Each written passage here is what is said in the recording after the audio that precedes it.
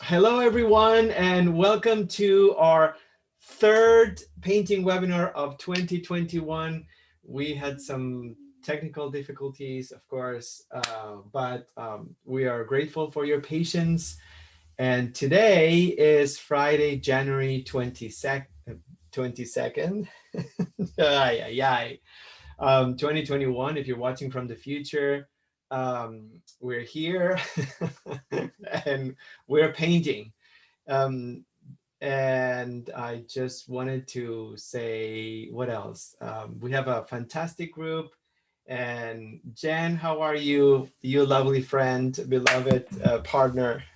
I'm excellent. Happy Friday, everybody. I can't believe this is our third one. Like, Yeah, that's crazy that we've done so much already. I know. It's just like, yeah, it's crazy, but it's so good. I'm excited. We're excited for the subject. In fact, we did a presentation yesterday, very long presentation, but it's there if you want an introduction and examples.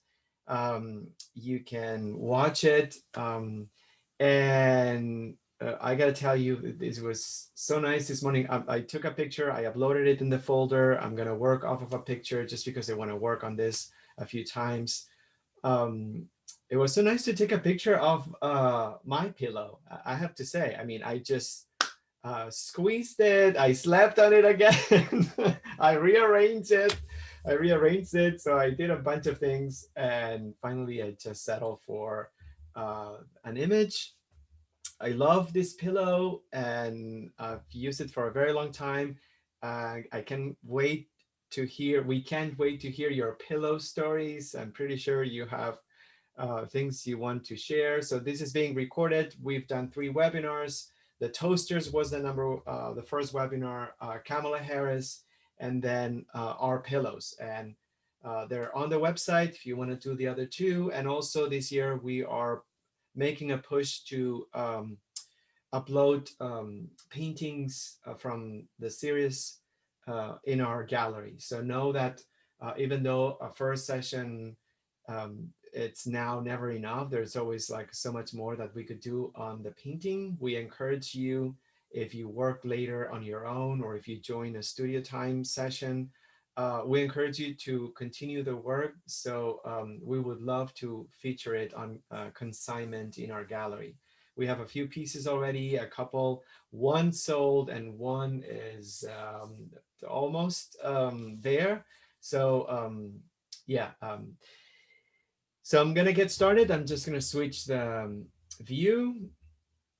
And since this is being recorded and will serve as a formal webinar that we put in our website, if you have any questions or if you want to mention something, please use the chat. We also put Jen's phone number if you want to text, also if you need any assistance. But yeah, and then after the 2 hours, we'll take a 10-minute break. And the remaining of the third hour, we will open the microphones and start a conversation, answer questions, address issues. But that doesn't mean like you cannot do it during the webinar. You can just type your questions on the chat. So I've chosen horizontal orientation. I like to talk about, hi, Kathy. I like to talk about the format first. I'm using 12 by 16. It's a fairly large, I would consider fairly large format. I don't know what's wrong with me, but anyhow, so 12 by 16 and with horizontal orientation, and it's obviously rectangular. I look for these 3 things or these 3 measurements when I consider a format. The size, the shape, it could be rectangular, it could be um, square, and sometimes it could have like more than one piece. Um, and yeah, the orientation. Sorry, the third one was the orientation. So horizontal. I took a few shots, and I wanted the pillow to be on the bed. And I wanted the pillow to be as casual as possible. So I did different versions of the image. One from a bird's eye point of view, because I thought it would be sort of like interesting and a very interesting narrative to have a point of view as if someone would be facing from above. But I thought that was a little bit too much, and it gave me a little bit of a strange foreshortening of the board. So I just lower the point of view, and I'm just happy to have this. I um, hammered the pillow. I use a pillow that's small, and it's made of buckwheat hulls. I think that's what it's called. So it doesn't have foam or anything. And I've tried so many pillows, and pillows are very sensitive and delicate issues or things, just because you have to find the right one. And once you find the right one, then that's it. You essentially marry the pillow. So I'm married to this pillow, and I love it. And so it doesn't it keeps the shape in a very strange way. It's a little bit hard. So yeah, I love this assignment already. I just went to print the image, and I as I was driving, I realized how actually how wonderful this is. You know, a picture of our bed and our pillow, very intimate, really personal. And we went from a very politically important assignment last week, thinking that it was so stressful to do the portraits of Kamala Harris, and to something that it's going to be a much easier to render, although it's going to be deceptively easy, but with such depth and emotional intensity, in my opinion. So, and this, even though it's not there's not a phase, but I see this almost as a self-portrait of sorts, something personal and intimate and yeah, private. So that molds to our own head, and yeah, so there's a lot of interesting conceptual background. So format first, and then I like to print the images so you can see the example throughout the entire session. And if you're working with a digital image, just know that the first challenge on any painting is to translate the composition from one format to another format. And we sometimes we overlook that important fact. We may have like something from Instagram that's square, or something that it's vertical, and then we choose a different orientation. And it's a step that I invite you and encourage you to think about a little bit, because when the formats are different, we have to be a little bit creative and thoughtful in regards to finding out how we want the next arrangement on it, on the new format, how we want that to be. In the past few weeks, we've learned a lot of things, but one of the most recent and most important things that we've learned has to do with composition. I am infatuated with the principles of composition. I think it's something that it's essential and very important. And I'm going to mention two things: focal points and movement, and why you should consider those two things before you start doing any details and folds and seams and stuff like that. A focal point, this would be a perfect example. A focal point is an area of the painting that receives the most attention, that stands out. And in traditional principles of composition, it is recommended not to exceed 3 focal points on your composition. And that doesn't mean that you can only have 3 or fewer objects, or less than 3. you can have as many objects as you want, but you can treat them differently in a way that only 3 focal points stand out. This is a very traditional approach. It doesn't mean that you cannot have 4 or 5, but I have noticed in my own paintings and also learning from each other, from you guys, that the more focal points you introduce to a painting, the weaker the final painting looks. Things get diluted. Um, uh, there's a sense of being overwhelmed by different narratives, perhaps. It reminds me a little bit um, to, I think his name is pronounced Bosco. Bosco was a painter, I think he was Dutch, from the Renaissance. And he's known for painting the Garden of Delights. I think it was the Garden of Delights. Jen, you're just gonna have to help me, but I think it was the Garden of Delights, something like that. Look, I'll look. Yeah, I think it's 3 panels. I know that it's in the Museo del Prado in Madrid, and I've never seen it live. And I've been to the museum, but I a long time ago when I was not really that into art history, I guess.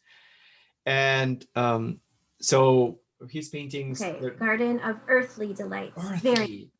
Very. I'll post it. And where was he from? Bosco, right?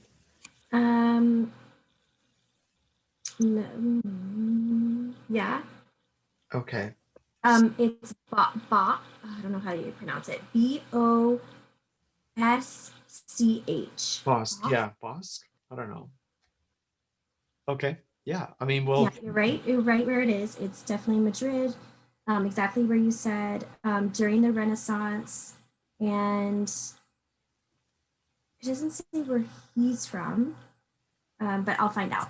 Okay. Well, thanks so much. Yeah. So I just bring this up because in his paintings, this rule of 3 focal points, it's just like nowhere to be seen, because there are like dozens of focal points, especially in that painting. You could spend hours just discovering all sorts of like scenes and elements.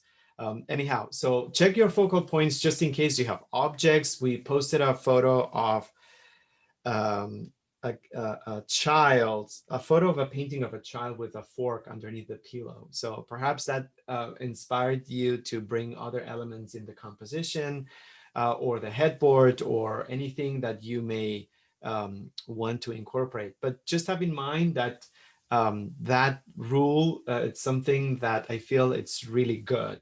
3 or less. And then movement, it's not referring to things moving and how we capture them on a painting. Movement, it refers to the space that we leave around the focal points so the eyes can move around.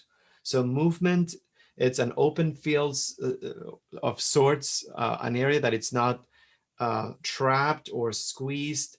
And again, it allows for the eyes of the viewer to wander around. So choose something that has 3 or less focal points and try to see how giving enough movement around the focal points can help you really focus on the focal points and also avoid things like interruptions on the movement, forcing the movement through really squeezed channels and stuff like that. So what I'm gonna do is, this would be the most exciting. Actually, I'm not gonna do that. I'm gonna set up my parameters, because I know that if I don't set up the parameters, I won't control the movement around the focal point. So I want to make sure that I set up the left and the right, and I know that the pillow should be within those 2 lines. Practice and realize that unless you correlate both sides. You may have the pillow looking off frame. Um, don't rush through this sketching part, because if you just go too fast, you'll have so many lines that it's going to be really hard to remove them. So let me just close this. So then you feel trapped, and then you feel like you want to start again, which is not a bad idea. I would say it's not a great idea. Sorry, unless you wanna do it for specific reasons. All right, so this setting out the parameters, I think that's good. And then once I have the parameters, I'm just gonna go ahead and find the points, because what I love about this is the organic aspect of the pillow. It's something that doesn't have bones or hard things inside. It's not metallic. It's the opposite of a toaster in that sense. There are no sides. So it's something really, really interesting. And I was thinking, Jen, I know that in one of the webinars last year, we talked about, I'm not sure if it's a syndrome or a behavior, but I'm sure that there is a category or something that defines, I don't know if I should, defines some of us having relationship with our pillows. There is a condition of some people that they feel really attached. Oh, yeah. Remember? Yes, and I talked about my mom. Yes. I was doing dishes the other day and thinking about how I revealed that to you guys, and I just started laughing. But I'll look it up. Yeah, I forgot the body pillows or something like that, and but there is a thing. So that's another layer. So I'm already feeling that this is much more complex and difficult than I anticipated, and that's a good thing. But I just wanted to make sure that things don't feel too regular or boxy or rigid or stiff or artificial. So I'm just gonna go back, and now that I have my potato shape and that I studied the movement around my focal point, there's no way I would have been able to control this without the scaffolding that I did prior. And so now that I have that, I think what I'm gonna do is sort of like go back to the shape. And this would be maybe a good assignment or premise or subject to practice a little bit of exaggeration. Because we talk about exaggeration and distortion sometimes as one of the criteria to use when we represent or use likeness. It's not just it's not just likeness, but exaggeration, distortion could work.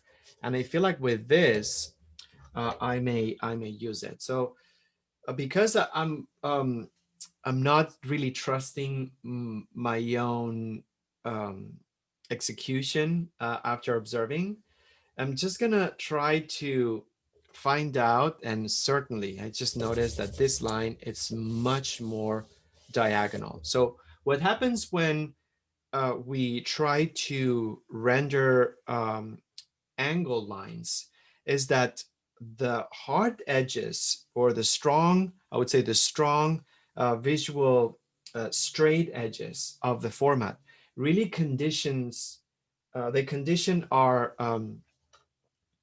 decision making when it comes to angles. And by that I mean that when it comes to making something that's diagonal, we have a tendency of creating lines that are a little bit closer to vertical and horizontal than we actually see them. So a case in point or exhibit A is this part right here of the pillow. not being as vertical as I see it. And how do I test that? So I just use like a brush that's not super thick, and I hold it from the metallic part of it. I forgot the name, so I don't remember. Anyhow, so I use it as a ruler. I just align it. Let me see if I can. I align it with whatever I want to test, and then I lock my wrist and my hand, and I just pivot. So this also is a little bit more diagonal. So knowing that, yeah, knowing that this will be an issue, um, I'm just making sure that I test this, because otherwise we're going to make pillows that are going to be boxy and square. So this is a little bit more. We think, okay, it's a pillow, it's not a portrait, so it's a much more forgiving subject. Yes, but still, you know, sometimes the simpler the object, the more it demands to be taken care of in regards of details. So I'm just gonna bring an alignment here, which I think I got, an alignment here, which I think I got. Okay, great. Another reason why I love this subject, it's because the amount of lines of beauty, the line of beauty was a concept, I think it was the 1800s or the 18th century, I think the 18th century, in which I forgot who brought it up first, but an artist decided that having a curved line that waves or arches in both directions, in other words, like an S kind of shape, creates more beauty or indicates or fits within a canon of beauty. And artists at the time were obsessed. They were obsessed to make sure that everything that was painted conformed to a line of beauty. The position of figures, arrangement of objects, things in rooms. There was this focus and emphasis on serpentine lines. And I love that. The first time I learned about the line of beauty was by reading a book titled The Line of Beauty. It's a novel. It's nothing to do with this principle, but it explains it. It's a really good book, a contemporary writer from the UK, and I highly recommend it. The Line of Beauty.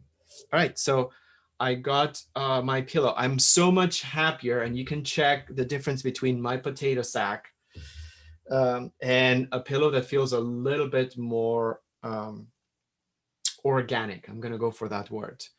I would not have achieved this unless I would have tested the diagonals. And I'm not worried about time as far as I'm concerned on this precise assignment or subject.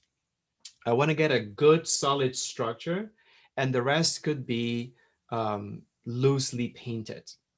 So now that I have this, I'm just gonna set up the lines on the rest of the composition. And I'm not sure what I'm gonna do with the tuft headboard that we have, but maybe I'll just leave it like that. Or maybe I'll just align all the tuft areas or buttons.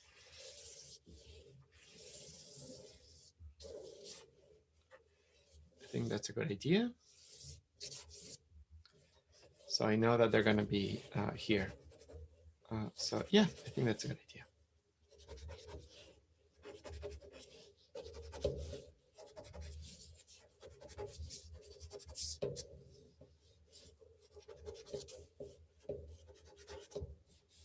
All right, Yeah, I think that was good. So I'm just aligning this and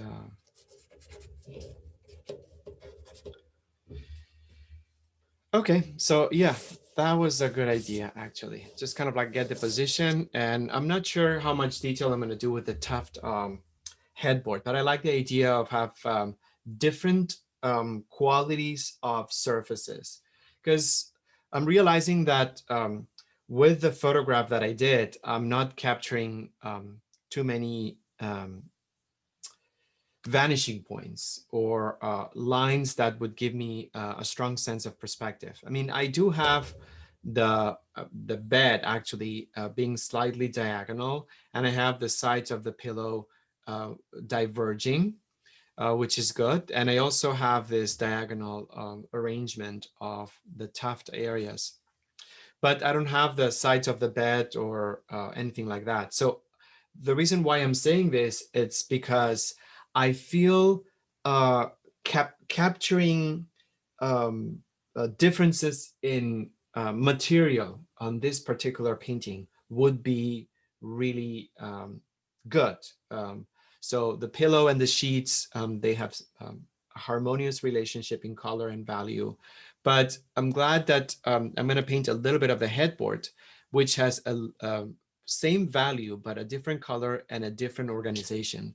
So I feel because of the cropping and because of the simplicity, bringing a different kind of texture or material to your painting could add a little bit of spice. So it's not just the pillow, but it's something that um, defines the difference between a flat surface of the sheets and a vertical surface that is behind. And that could be a good way to introduce perspective. Again, it's only an idea, and I just don't know exactly how everyone is going to approach it. If someone's going to do just the pillow and then a completely flat background, which could be really interesting, or something else. But I'm just saying that as I do this, I'm finding out that having a distinction between horizontal and vertical texture and different texture could create a sense of space or context or even perspective that could frame the pillow nicely. All right, so yeah, and I'm gonna give myself just half an hour in. I'm gonna give myself a little bit of time because I want to shade my sketch. I'm happy with the sketch, and I'm trying to organize. Shading the sketch is the last part of the sketching stage, in which what we do is we organize and grade. Yeah, we articulate. Yeah. Yeah, we organize the values from darker to lighter. So it's the most important part of the sketch because it's the part that will give us, one, a sense of volume, form, and space, and two, a sense of light in the scene, the light direction, and how the light creates volumes. So not only that, but it moves the sketch from being very linear to being more integrated, and that would allow us to make decisions to change things of our drawing that initially we thought were in one place, but then as we start the shading, we realize that they're in a different place. So my eye goes to the darker areas first, and I realize that there is this cast shadow right here, and a little bit of a darker area here. And it almost looks, where's the light direction? There's some shadow in this area. So I'm just gonna shade this. I'm not gonna do any folds or anything like that right now. Maybe something that's a little bit clearer. I could just do those crevices and creaks. think I could use the word fixed. So this is not a flat surface. It's going to have highs and lows. This is going to be such a good painting to practice, to widen the spectrum of values when we create a color. So good. I'm so happy that you guys decided to join. Good practice, beautiful subject, very emotionally and significant. So who would have thought? Who would have thought? Leo, your photograph is so beautiful. It looks like a painting already. And Oh, colors and the hominess and comfort. It's like elegant because of the textured tuft background, but also it feels comfy and homey and just want to dive. Thanks, Jen. So good luck. I know. I hope I do justice. Yeah. Jeez. Not to set you up, but it's gorgeous. I hope I do justice. Yeah. Thanks, Jen. Listen, I live with a Taurus. I'm just gonna bring that. Taurus and Libra love beautiful things. So yeah, this was a big deal. The bedroom of a Taurus. Yeah, no, that I love. I feel a connection to the text. Right? Yes. My Libra-ness is salivating. Yeah, it's the I think it's the Venus in you, you know, it's just very aesthetic and everything has to, yeah. So yeah. All right, so yeah, I'm just kind of like doing a little bit of this reminds me of the painting of Deuter. I don't know how it's pronounced, Deuter. The sketch that we talked about was behind of his self-portrait with a thistle. And it's a painting in the Louvre. Jen, if you wanna, it's such a beautiful painting. And on the back of the painting, there's a sketch, and we used it as a reference for the introduction. And there's a study of a hand, a face, and a pillow. And the pillow never made it to the painting. But the pillow is so stunning. It's just a sketch. All right. So tell me the name of it again, Julio. I think it's Self-Portrait with a Thistle, and it's Albrecht Dürer. The photo is in the folder, and it has the name and the bio.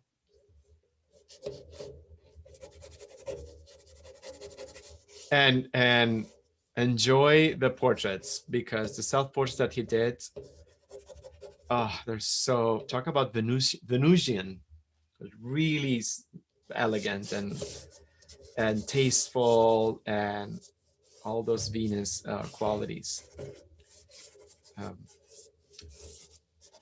Yeah. All right. So I'm already so engaged with the values. I feel like I would want to continue with the sketch. And by all means, if you have the time and you want to splurge with charcoal and the goodness of it, you could continue and maybe create a charcoal drawing that could have a little bit of a wash. But I'm just feeling already so engaged with the process. But I'm going to stop. Good time to start the wash. Last night we did studio time, and I had a new palette, so I'm gonna continue with a palette, but it's a little bit used. It's a used color palette, but I'm gonna explain it really quickly. On this side right here, we have what we call the primary neutrals. We use 2 whites, titanium and zinc, 1 gray, Portland medium gray, and then 2 blacks, a cold one, the Payne's gray, and a warm one, the Van Dyke brown. right here, we set up our browns or the secondary neutrals, raw umber, burnt sienna, yellow ochre, and ecru. And then we have the luminous neutrals. I don't know, I think we're getting close to a name. Luminous neutrals. Two colors that have a lot of white, salmon rose and periwinkle.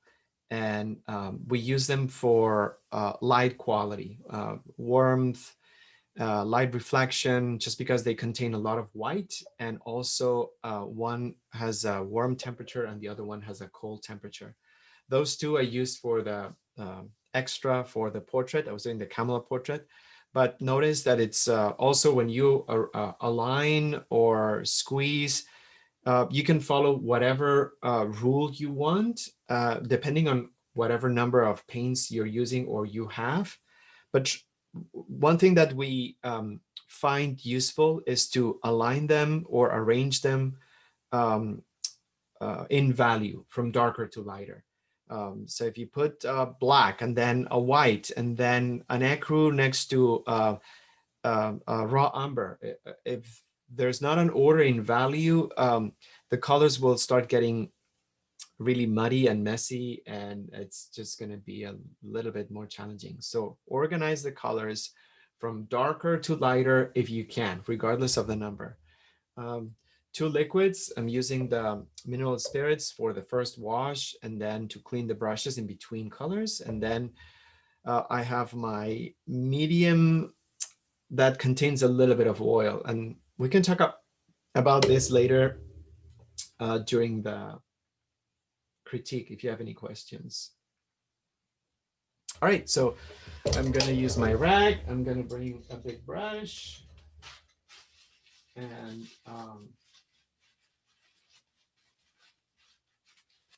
then do you have the name of the condition of attachment to pillows to substitute? It's not a bad idea, honestly. I know, right? I don't have a name, but I uploaded a Vice article about it, which I found really interesting. Okay. And I'll read you part of it. It's in the notes, but this part I thought was interesting. So it talks about like the physical benefits of pillow or whatever, and it says touching on more psychological element of pillow hugging theory. Silverman points out people are very routine oriented. If they do things in a typical way and they grab a pillow every night, it's very comforting to them. A pillow is an object that she says can be an environmental cue that reminds the brain it's bedtime and should start to settle down. Silberman also adds that pillow hugging can provide a sense of safety and security, which will assist the anxiety sufferer who has difficulty staying present and recognizing the true nature of their environment and relaxing. So that's just a little bit of the article. It goes deep into other theories. It's pretty amazing, I would say. Yeah, but it basically, like we said before, you're not crazy. Actually, it's pretty smart.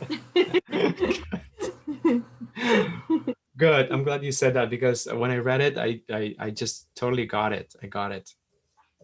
I understood it. I thought, it makes sense.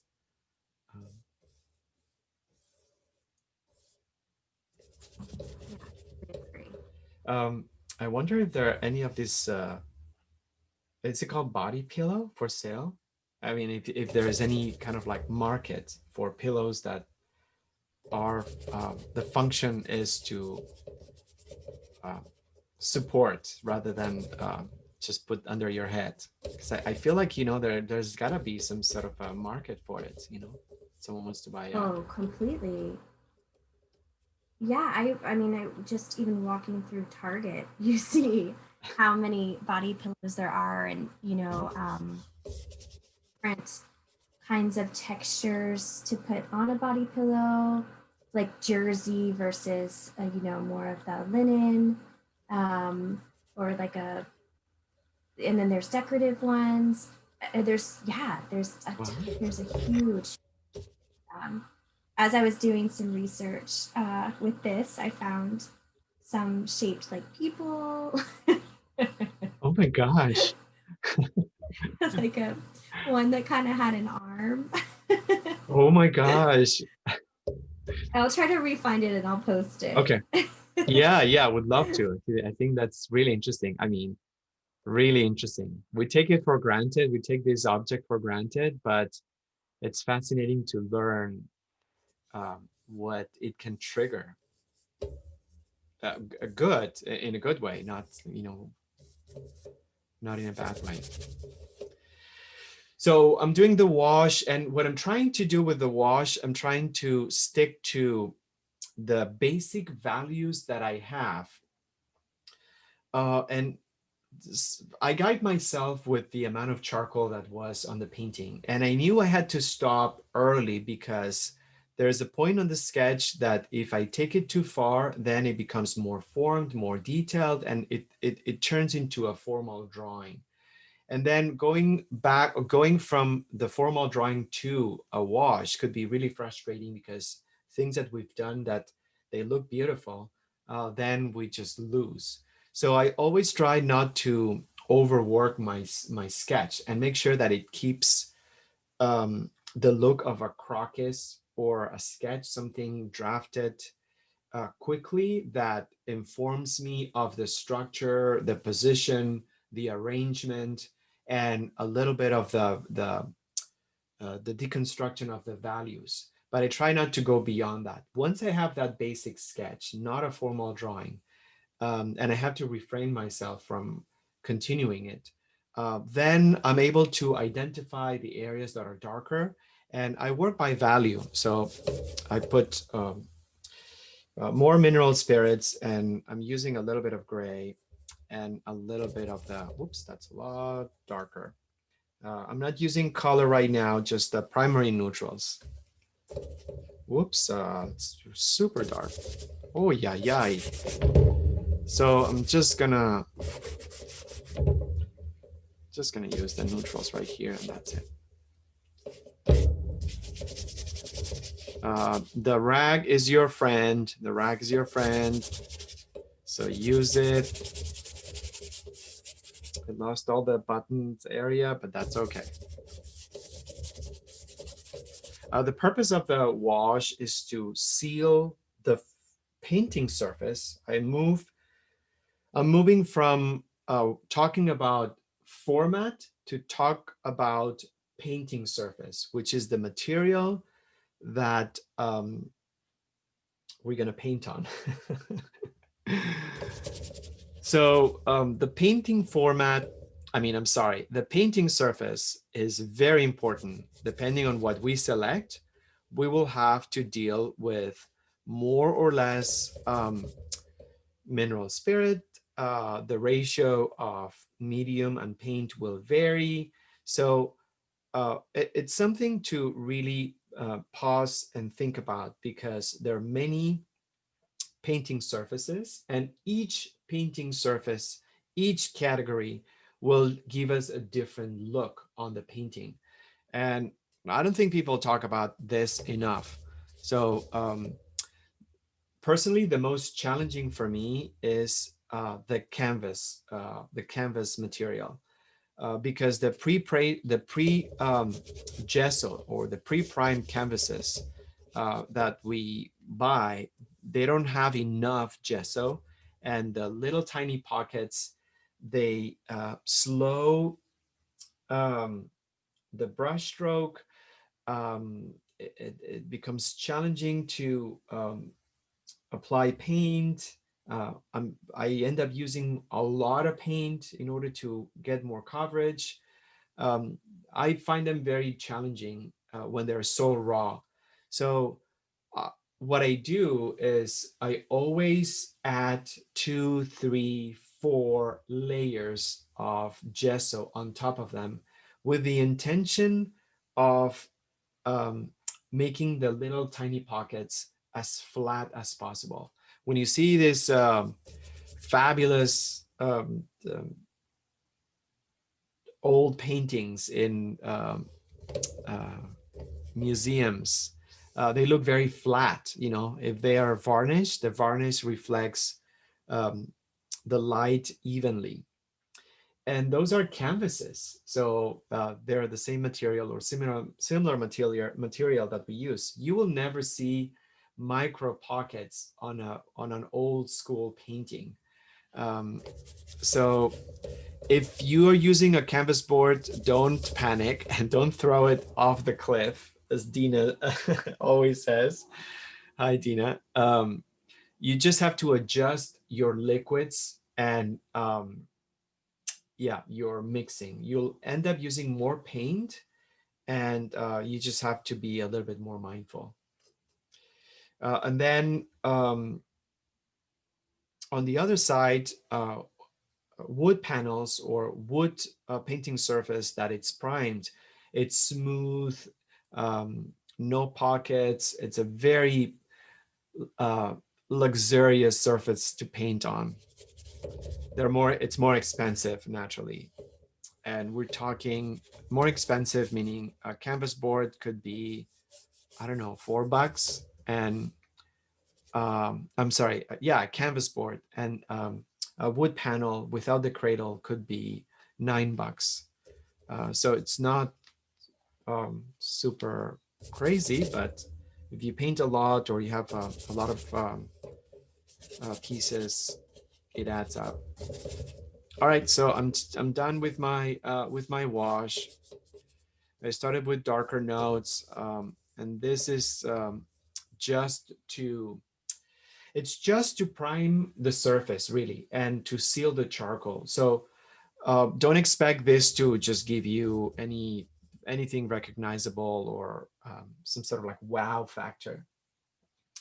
Um, I am happy with the wash, but I want to point out that my level of happiness, it's because I spent half an hour studying the structure of it and realizing that I had to mold this pillow much more than the initial potato shape. So another reason why spending time with structure, arrangement, composition, focal points, movement, it will just give you so much more, will put you so far ahead of the game. If you don't study or think about those issues, you will find yourself an hour and a half in and having a composition that seems off frame or doesn't give enough movement for the eyes of the viewer to draw the shape visually. And unless that's intentional, you'll feel frustrated. So I'm just going to move to first notes, and I'm switching my brush.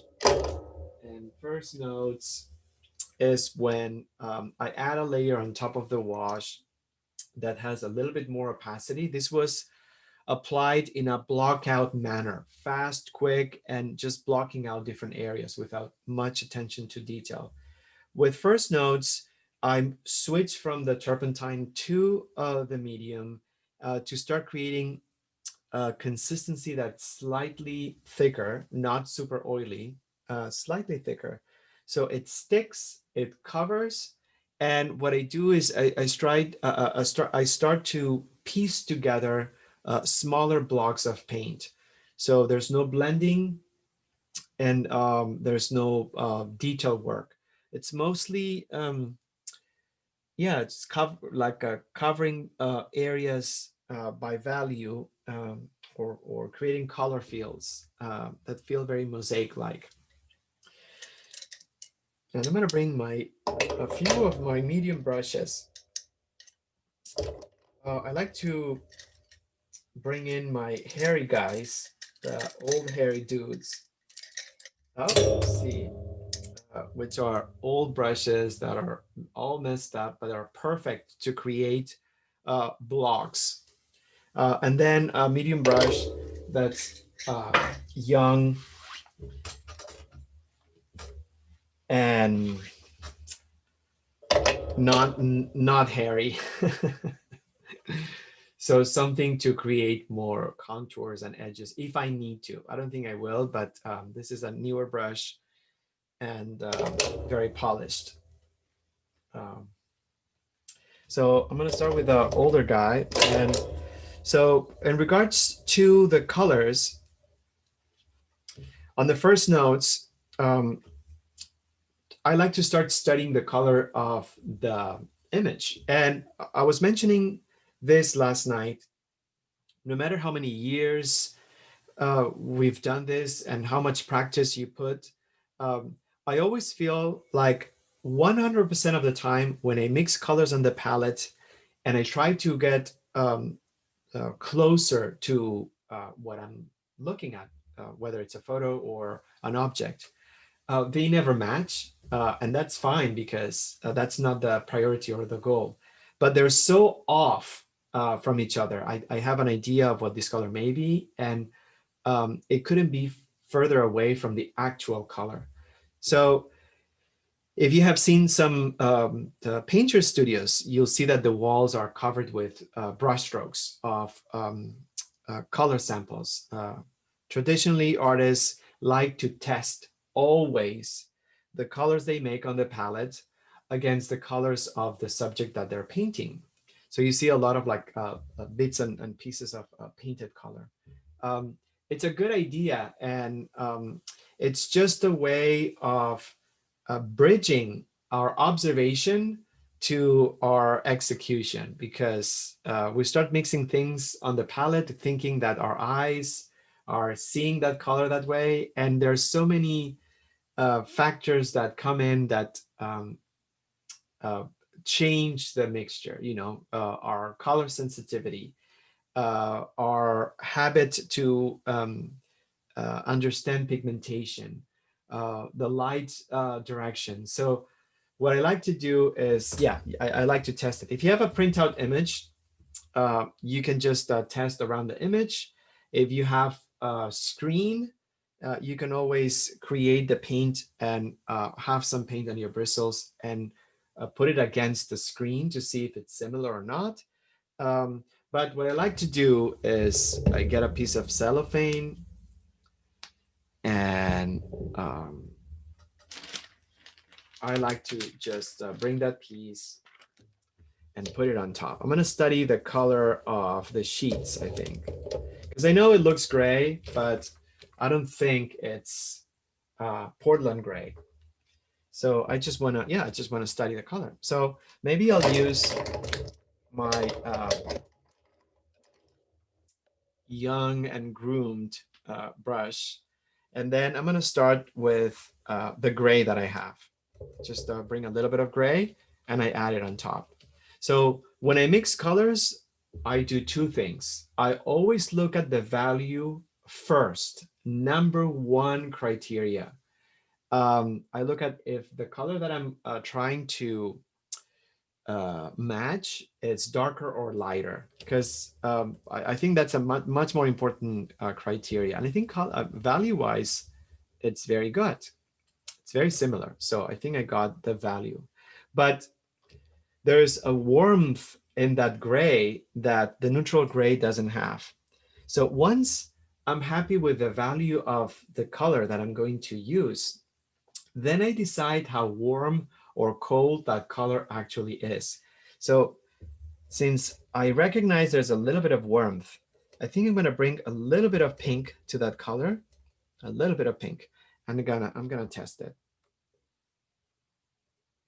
I think that's good, but it needs to be a little bit darker. So I'm just gonna bring some Payne's Gray.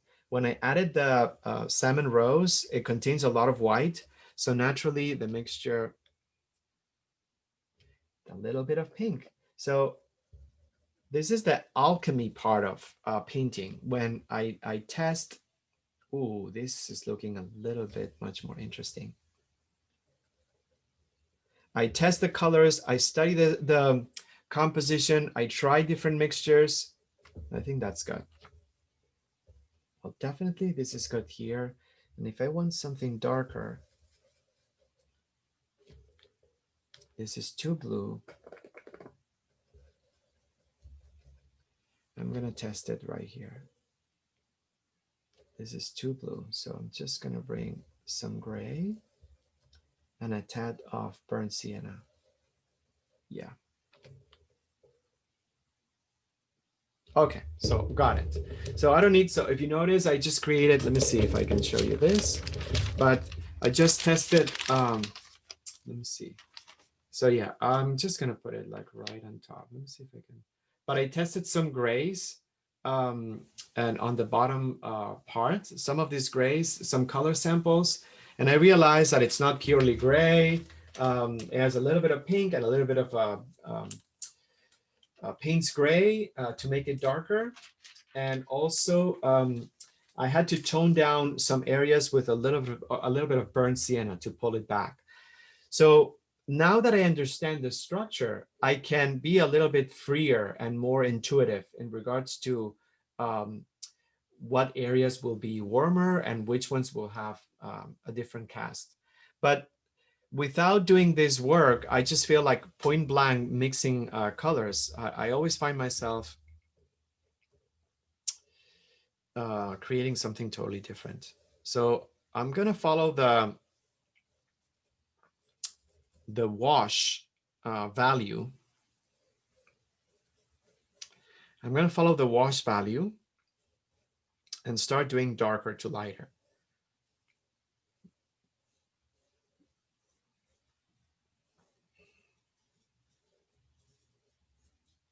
Yeah. So if you notice, I didn't put any turpentine or mineral spirits. So right now, I am just working by value, trying to bring the darks. Possibly I should make it a little bit darker, but it's okay. And just letting the charcoal guide me with where the darks are. Just a little bit lighter, so just gonna do this. Yeah. So chunks, pieces. The approach is to think of a stained glass window that it's formed by different blocks, smaller blocks. So that's the idea.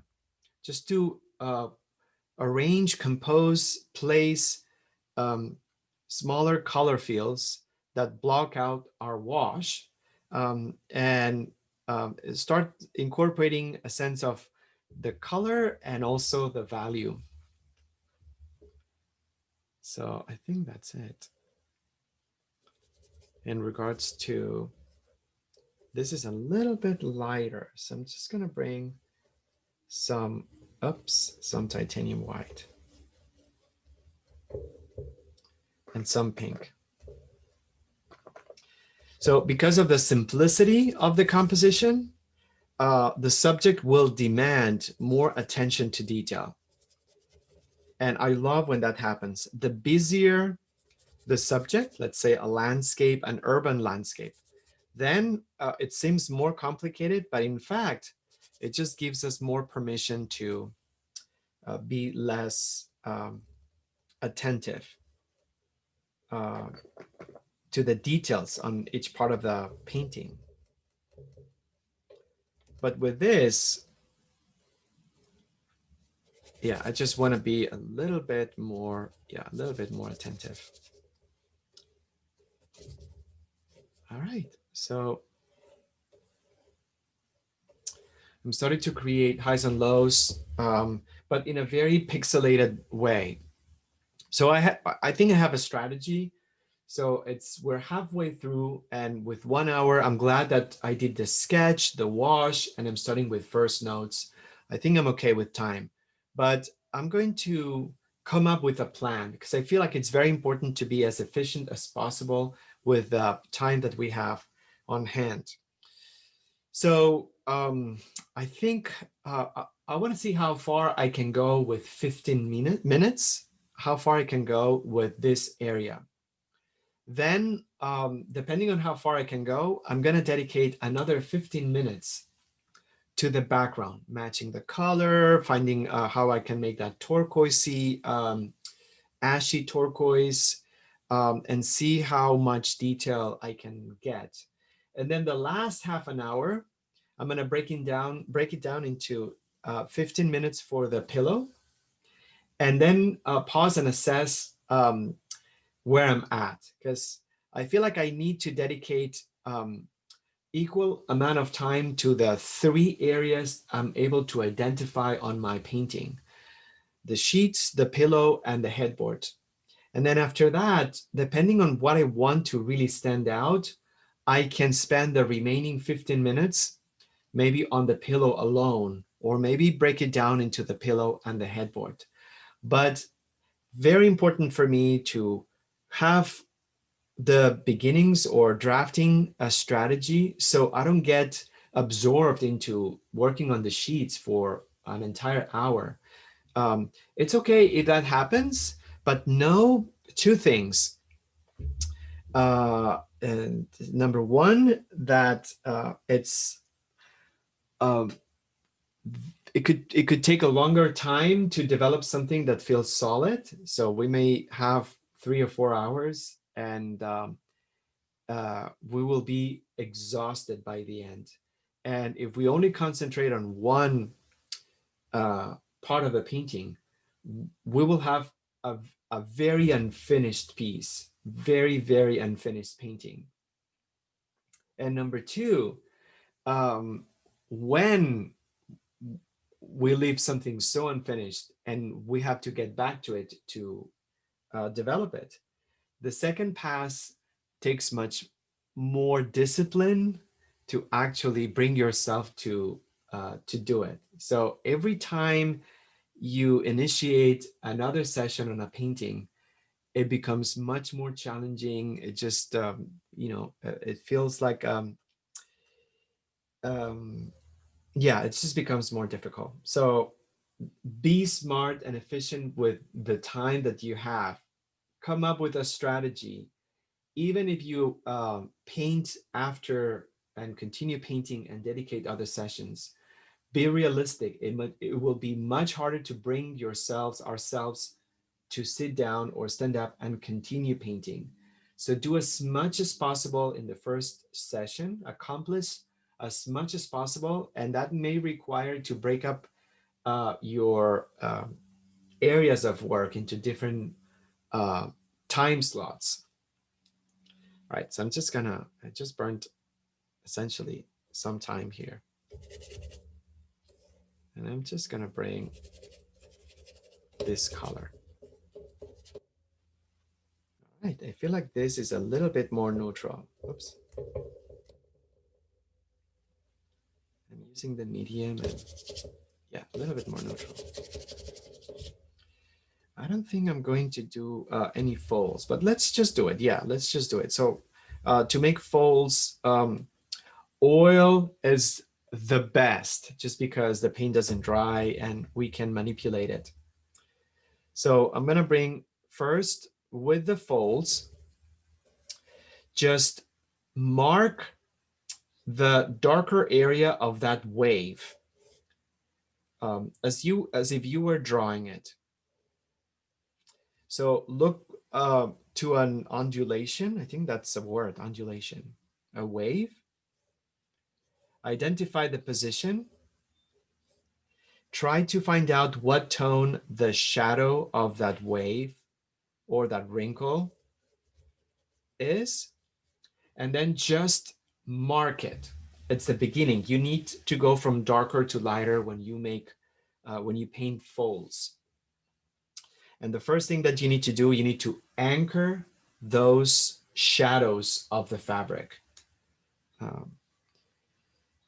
I also recommend to do this with all the shadows of the folds, because we have a tendency to do one fold at a time. We just do one of the folds and we spend time doing the darker area and the lighter area. But that fold may not be in that place when we start working on other things. So it's a better idea to set up your anchor points of all the stronger shadows that you see on several folds. Because if you think there is something that needs to be repositioned, it's much easier to do when the whole thing is not painted.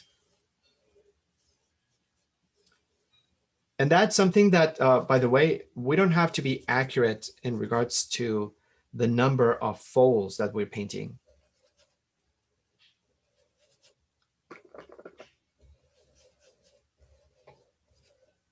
So identify the darker side, and that's going to also give me, this is very helpful because it already gives me the light direction in the scene.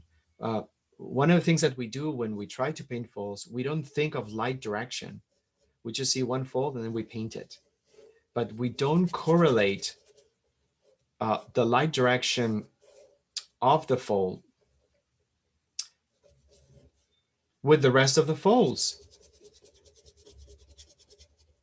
So when I first saw the photograph, I wasn't sure where the light direction was. Now I know, because I know that the folds on the sheets, one side of them is lighter, the other one is darker. So I know exactly where the light's coming from, and that's going to help me with the pillow a lot. So again, just find those darker sides of any undulation. Is it undulation or indulation? I don't know. I'll check it out.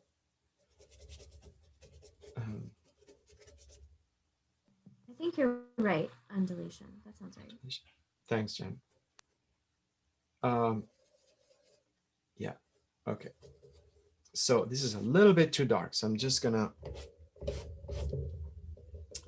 And if you guys are using water-based, this will be, and I think that's the reason why folds are so difficult. I mean, people find them difficult.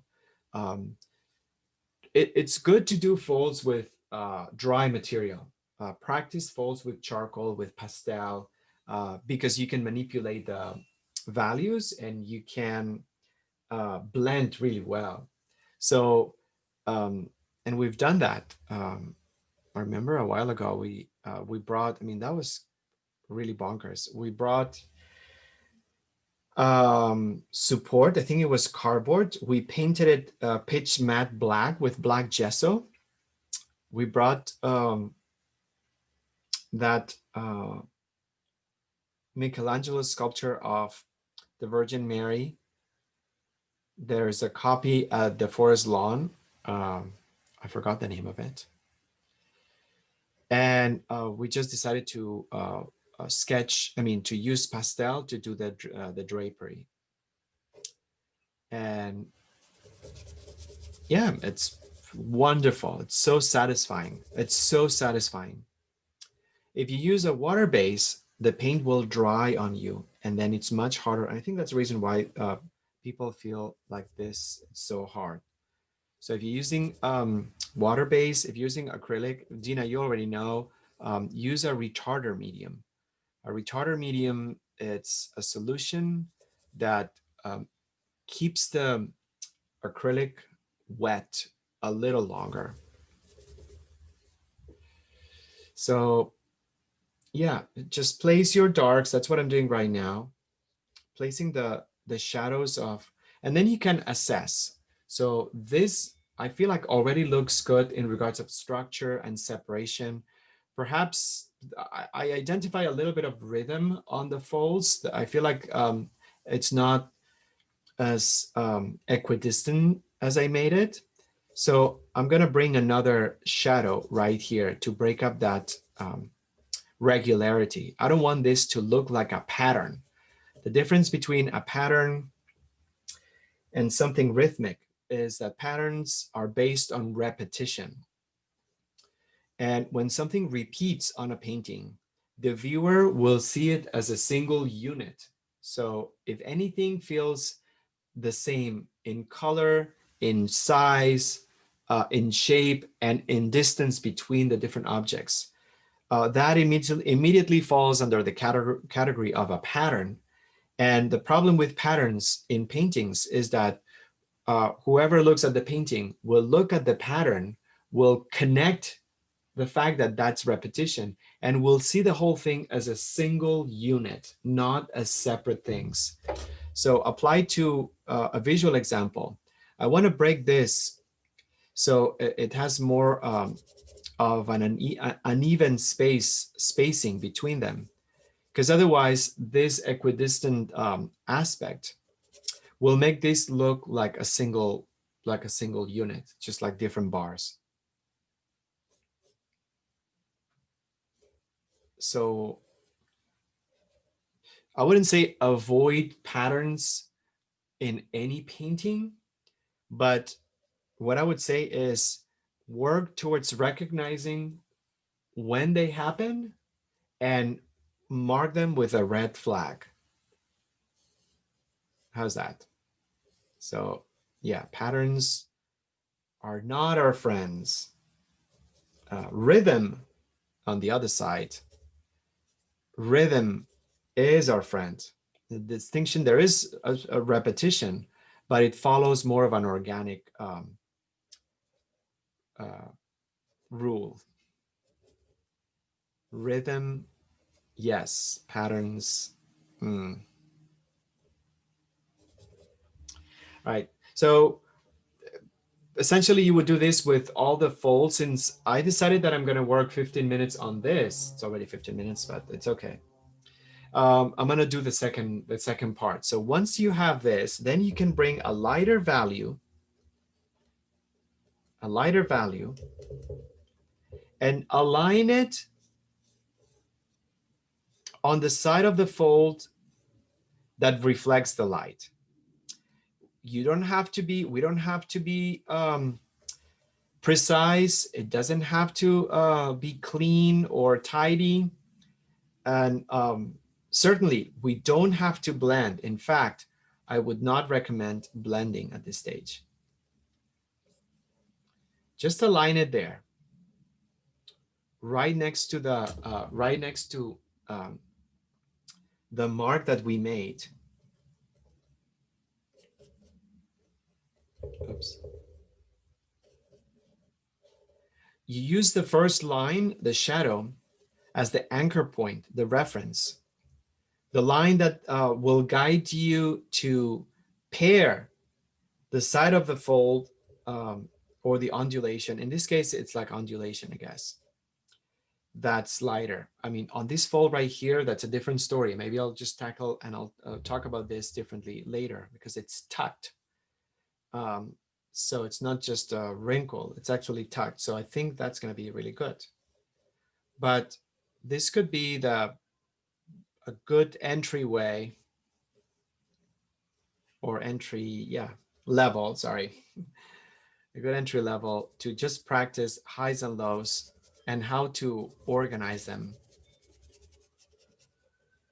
Start with the shadow of all the folds that you see, so you can reorganize them if you think they need to be moved around, which most likely they will have to.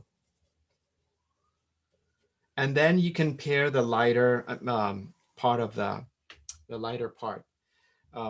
So once you have that, I mean, I'm gonna also fill this space and everything, but once you have that, find yourself a medium or a small brush that's a little bit old and hairy, ideally. A young and groomed brush won't do. You need something with bristles, with toes that are a little bit aligned or spread out. Clean your brush so there's no pigment. And then what you could do is very gently, maybe I need a little bit of medium. If you need to, because that's enough to give you a sense of, you can blend just between or on the cusp, on the edge. But here's the thing, you have to restrain from sweeping pigment there, brooming from left to right. It's just on that cusp where the darker shadow and the lighter shadow meet. That's where you want to blend. It's a really narrow space, if you blend this too much, the fold will flatten. It will disappear because the pigment from the left will go to the right and the pigment from the right will go to the left, and you will not have a fold anymore. So gently blend that cusp, that narrow line. Look what I'm doing. I'm cleaning the brush constantly. Why? Because I don't want too much pigment to be accumulated in the brush. So it widens that space between the darker and the lighter. All right, and then what? So this is the beginnings of the blending. So what we have to do after that, we can just start working also from darker to lighter, and maybe with a little bit more transparent paint, we can create sort of like the skirts of the shadow part blending onto the surface. So what I'm doing right now is expanding. Yeah, I'm expanding the darker shadow. So it feels like it's descending from the cusp and then just blending onto a flat surface. Yeah, I think so.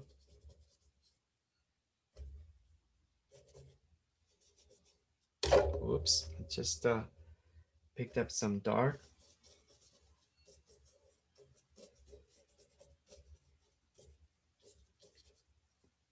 Okay, I think that's good. I'm just gonna leave it here. I think that's good. That's enough.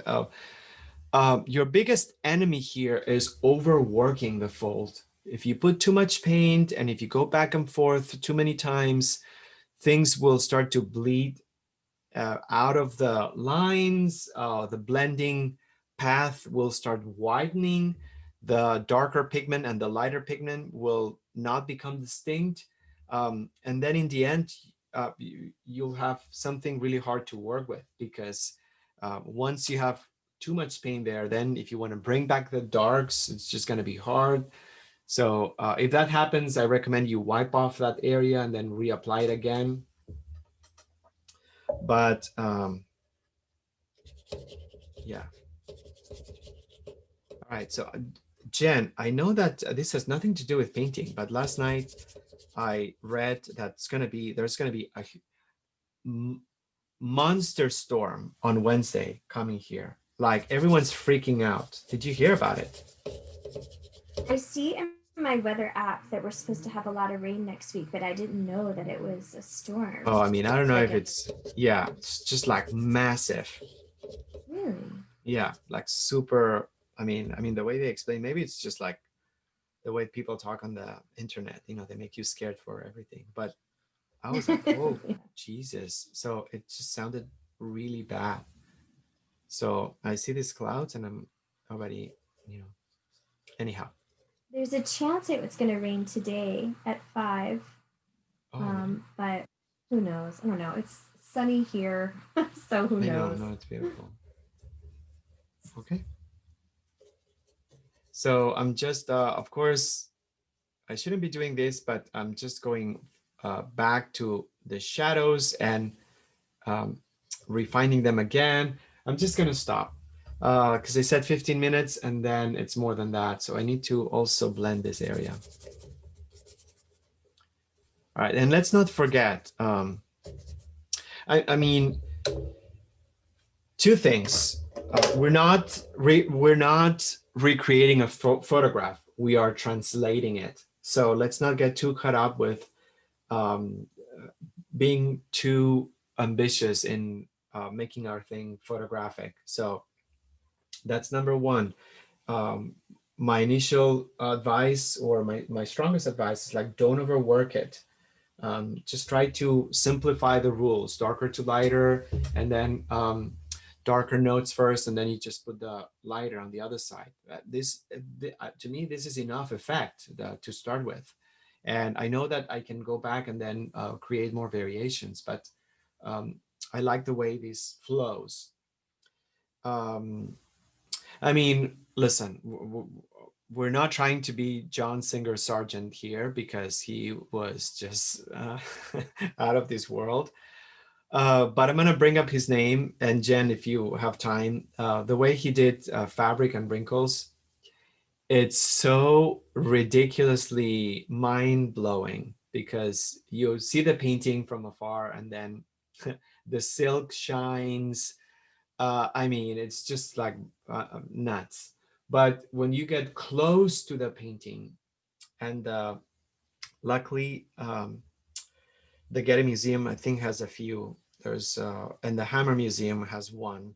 Whenever we can go and see them, but you get close, and it's like windshield wiper brushstrokes. I mean, it's just pure abstraction. I mean, you get really close, and it's just a few strokes up and down, left and right. Nothing detail. There's no miniature work there. There's no woven fabric or anything. It's just literally angry strokes. So yeah, I think actually the Getty Museum, if you can find it, Jen, has a portrait of a female figure wearing white, a white skirt. And it just never fails every time when they decide to open the museums. It just never fails to shock me. It's just shocking. So the take from this mini dissertation is not to overwork your brushstrokes when you make folds. Look at the structure and create the lighter and darker, starting with the darker to anchor and be able to move things around, and then pair the lighter and then just blend slightly. It will be enough. All right, I'm gonna start working on the background. And for that, for sure, I need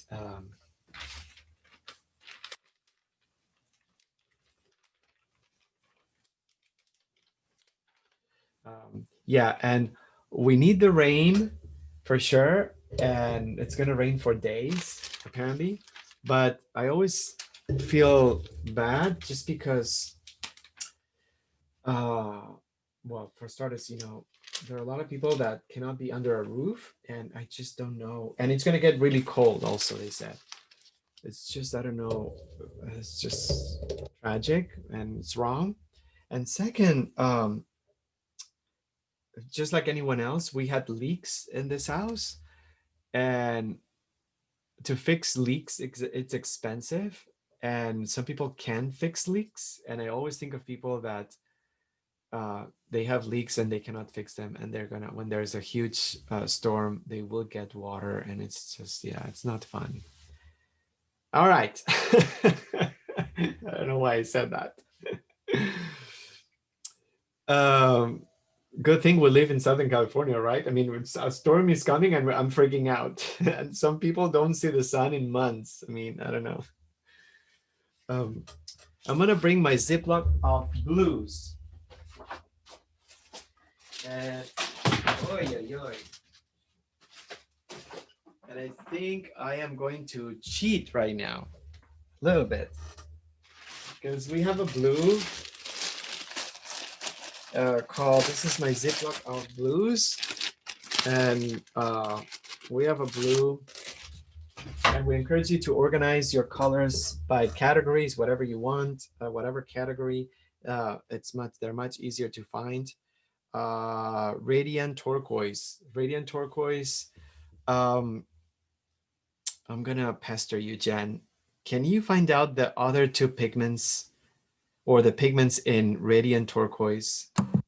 Yeah, absolutely. Yeah, because I want to find out how it's made. So I know it's titanium white, but I wonder what other colors. Maybe we have other blues and we can just do it.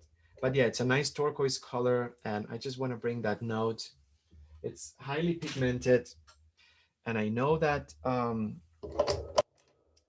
not going to use the full strength, so I'm going to start with gray and the radiant turquoise, and I know that's going to be a lot. Okay, so it's ugh, that terrible word I can never pronounce. Phthalo Phthalo. green, phthalo green, phthalo blue, and titanium dioxide. Okay, phthalo green and phthalo blue. Okay. Okay. Okay. Yeah. That's So it. yeah. Okay. Good. Yeah. I have phthalo blue, but I don't have phthalo green. But that's okay. Yeah. Um, if you don't have the color, so maybe green and blue. If you have, I mean, what am I talking about? Yeah, we're just using something different. So let me just try to bring also some ecru, and I think I'm getting a little bit close. Some white. So far I have gray to tone it down. I have white and I have ecru, but I still feel it's a little bit too colored. So I'm gonna bring the opposite tone. Oh yeah, perfect, perfect. So I find myself using opposite temperature to bring or to pull back the pigmentation of a color. If it's blue, I bring the burnt sienna. Um, and yeah, if it's burnt sienna, I bring a little bit of blue. So it's just a little bit of the pigment, just enough not to override the temperature, but to make the temperature of the dominant color a little bit less dominant. So it's always a good strategy to do that, to bring a little bit of that tone. And then all right, so I think what I'm gonna do, I'm gonna start with the darker notes, and I may need to bring the Van Dyke Brown because I finished. So now that I have the color, I need to find out how can I make a lighter version of that color and a darker version of that color. So maybe with a Van Dyke Brown. Oh yeah, okay, okay, good. So I'm just gonna bring this tone. Oh, this is so important. Just study the color, the structure of the color, how to make a lighter and darker value. And I don't have time to do the tough thing. So what I'm gonna do is I'm gonna group the color together by value, or I'm gonna group the values together. But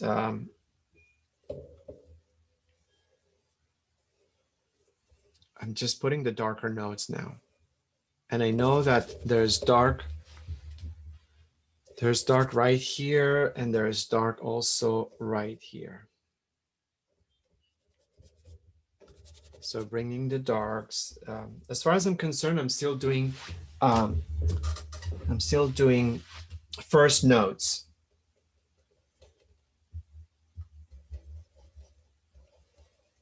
So a little bit of the burnt sienna to pull it back. Okay, good. And some white. Okay, excellent. Oh, yeah.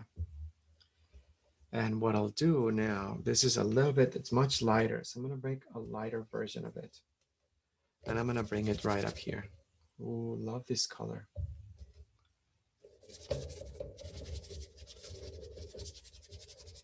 So I'm trying to bring darker and lighter.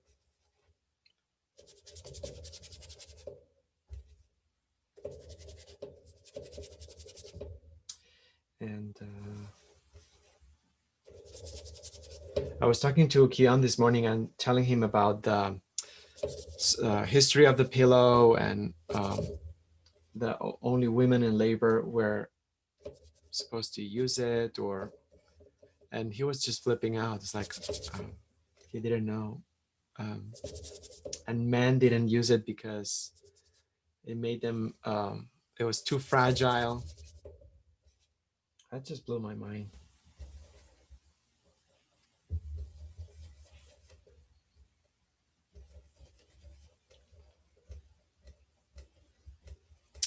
Okay, Jen, I'm gonna put you on the spot now. So what are your pillow um,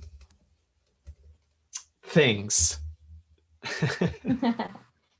Okay, so I would have before I think Christmas I would have said I don't have any, but I just got a silk pillowcase, which is supposed to be really good for your skin and your hair. It's Soap? supposed to silk, Oh, silk, silk. silk Sorry, sorry. Yeah. material. Yeah. So it's supposed to, avoid hair breakage and then Ooh. help aging. Who Oh my knows? gosh. You know, Have you I don't know. It's and probably the latest thing. Um, I I mean, I don't know if I'm just wrapped up in the promise of it all, but it feels good. It feels right. It feels like I wake up in the morning and I don't have a crease on my face or just okay. look, you know, face my age. I just love that. First of all, this is so Libra, you have no idea. I know, I know, I I know. am It's in every totally way. doing this. Send me the link. I Just will. the Yeah, you know who I got the link from is Hanny. Remember Hanny? oh, done. Yeah, and I seriously, everything she does, I'm on board. Yes. But yeah, so then I sent the link to Carl for Christmas, and he got me a different one, but but I'll definitely send you the link. Oh my gosh, that sounds so right. I don't know Yeah, why. it feels really luxurious. I love it. Okay. I knew this was gonna be good. So that I'm just gonna get some. Do it. I'll put the link. I'll put a picture and the link on our shared photo so Okay. everyone can enjoy. I'll check it out. That sounds like a brilliant idea. I never thought of it.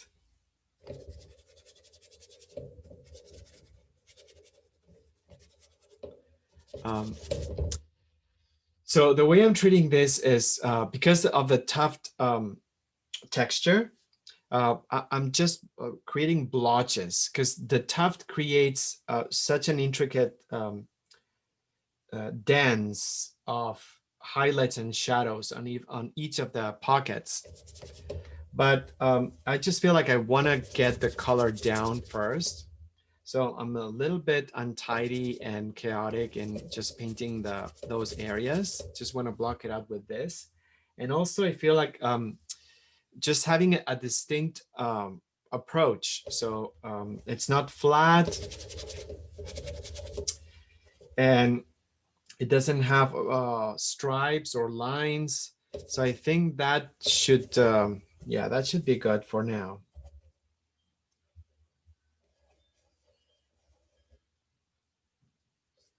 And just getting the darker notes.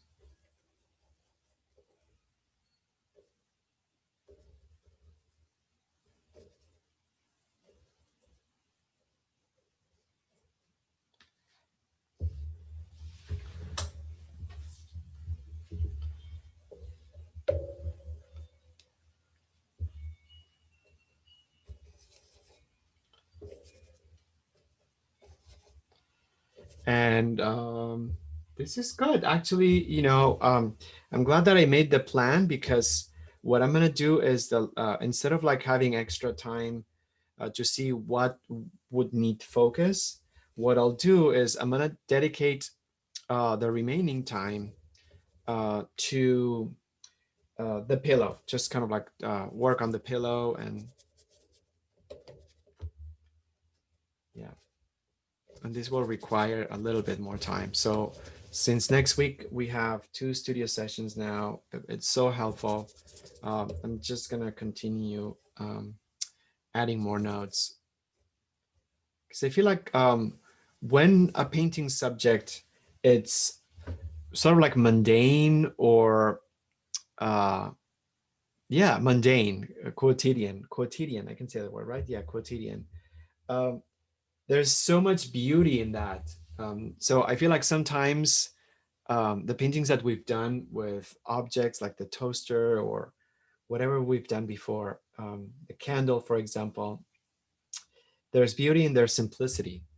So I always love those subjects. So this could be a good painting to continue to develop it. So it's unapologetic in its um, humbleness. Just a pillow. Probably not the most commercial subject, just because it's so personal. I don't think this is precisely the most commercially enticing thing, but who cares? Right. So, yeah, I'm happy about the background. And then what I'm going to do, I'm going to dedicate the rest of the time to work on the highs and lows on the pillow. Perhaps if I have time, just work on the edges, because the edges are starting to feel very regular. So there's no wrinkle. So there's this very fast line also on the edge.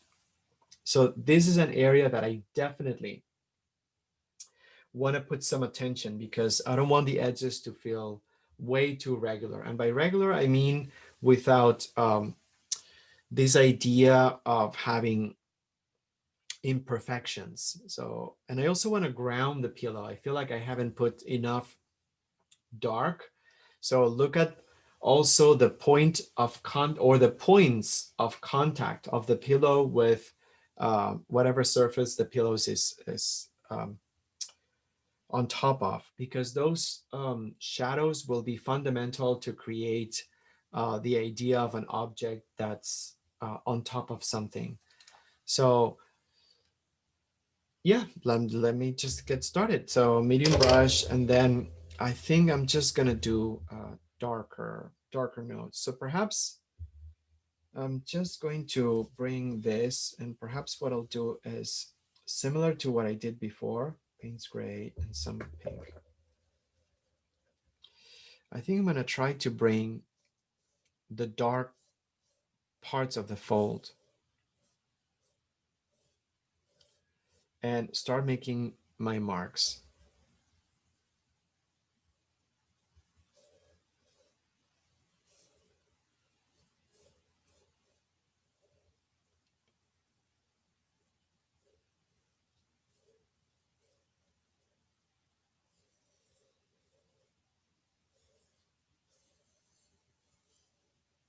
Yeah, start making my marks.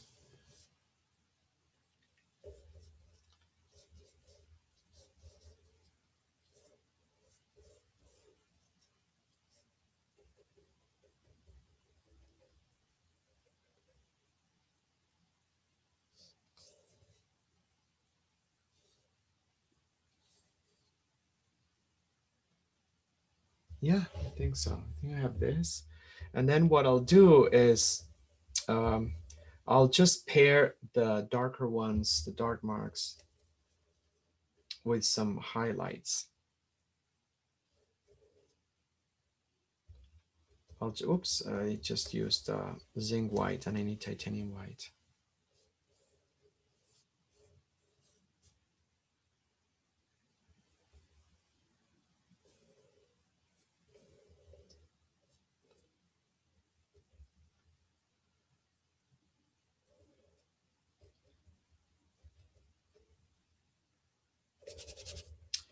At the same time, I need to fill up some of the areas. I need to fill them up. Just because the marks alone, they're okay, but I feel like I need some sort of support also. Yeah. So I'm just gonna bring some flat notes right here, so the marks don't feel too isolated. And I'm gonna also squint my eyes because I feel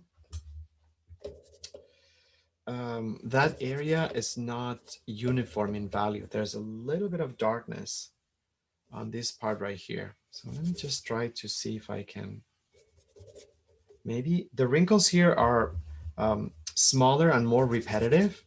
So what I'm gonna do is I'm gonna set up the darker part all over. Because remember, it's easier to put white paint or lighter paint on top of darker.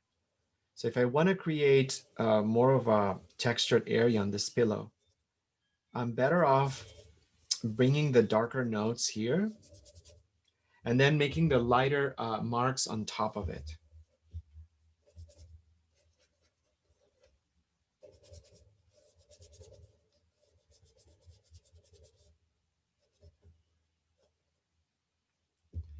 Yeah, this is a little lighter, so I'm just gonna, I feel like I needed to put some, whoa, that's a lot of pink.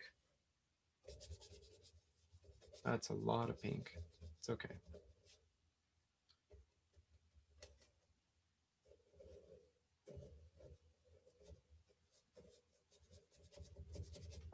Yeah, some highs and lows. I think that's good. And then again, same thing. I'm just bringing some of the, oh yeah, that's a lot of gray. It's okay. But I'm bringing some of those notes.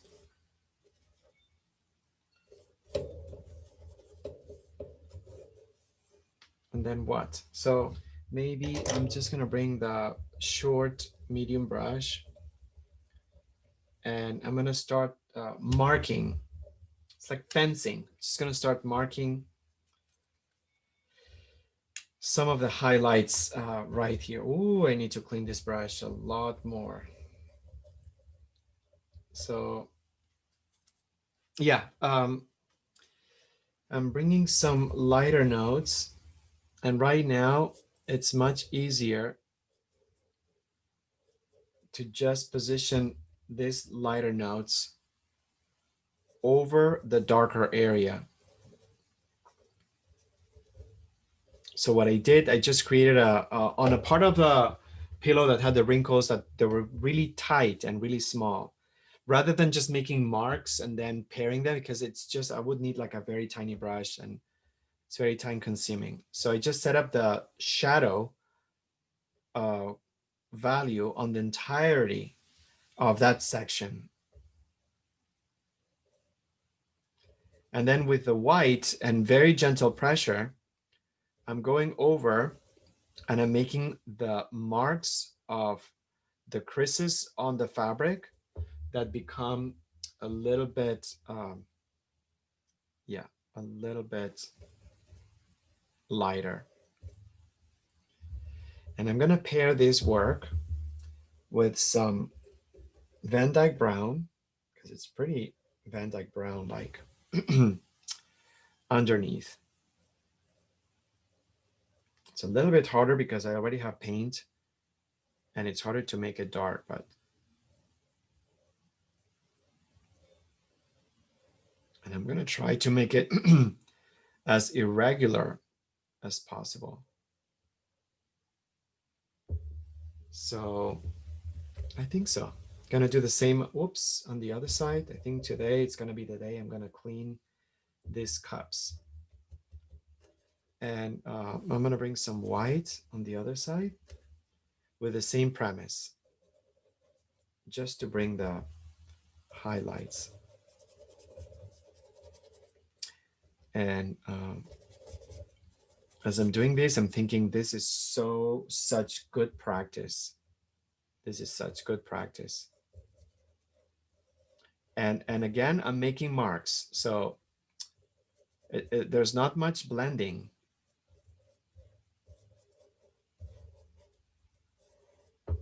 Yeah, so I'm bringing some, I have some blue mix in there, but the blue comes from the, all right. So bringing some white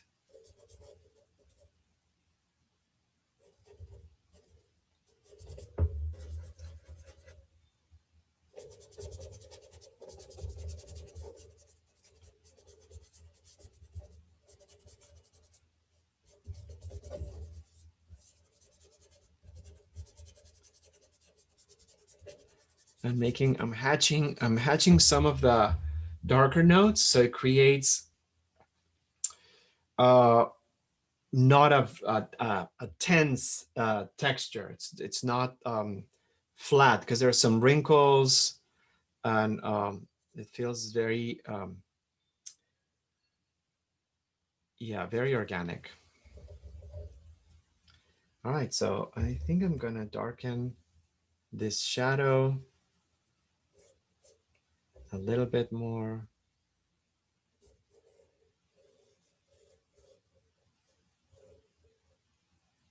And it goes to the bottom. It's more difficult to darken something than it is to make it lighter. So always know that.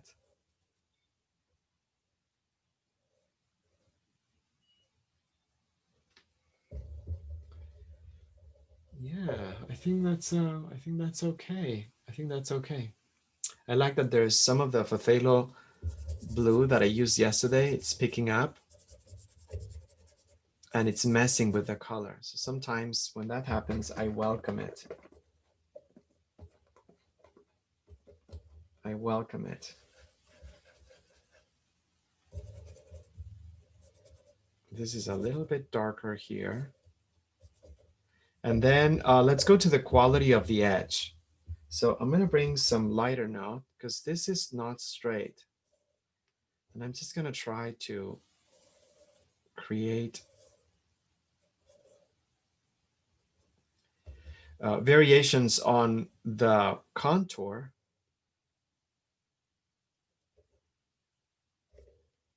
And the value.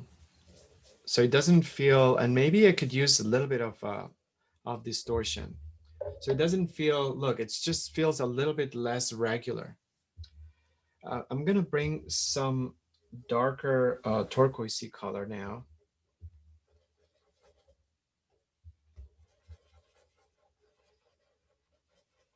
Yeah, I think so. I think that's good. And I want to darken this area a tad more.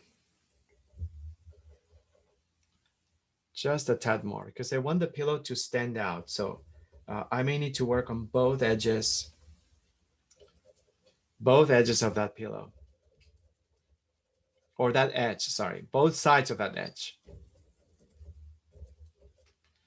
And at the same time, there is a very light, I constantly clean the brush and then wipe it off. So I get a decently clean brush. Doesn't have to be perfect. I want to bring some highlights here because this feels a little boring.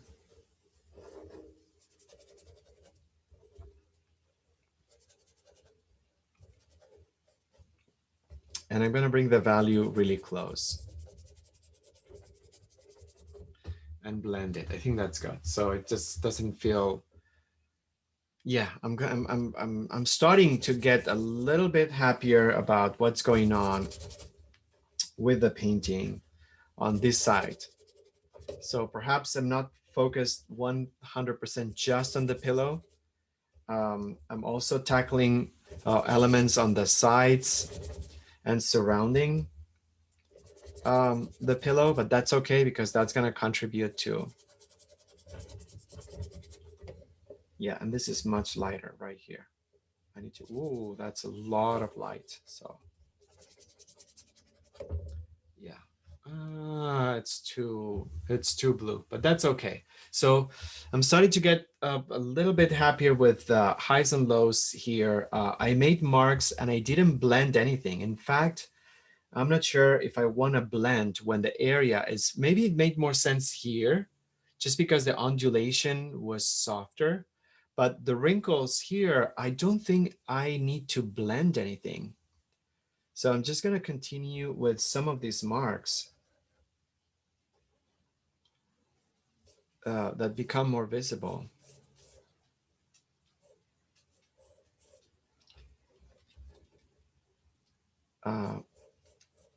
Mark making, that's what I would say this is, just mark making. And taking advantage, if you see anything lighter, because I do, I'm just gonna bring it if I can. Definitely, I just ran out of white, and that's going to be a color that I may need a lot more. And also there is a piece of fabric that's sticking out that I haven't appreciated, but now I see. So I need to add it.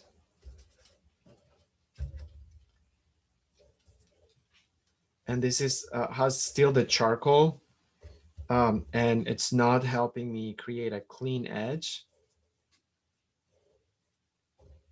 So I just need to bring some white right there. So here, I think that's a little better. So the goal is to break the regularity, be aware that the flat areas that may seem very similar are in fact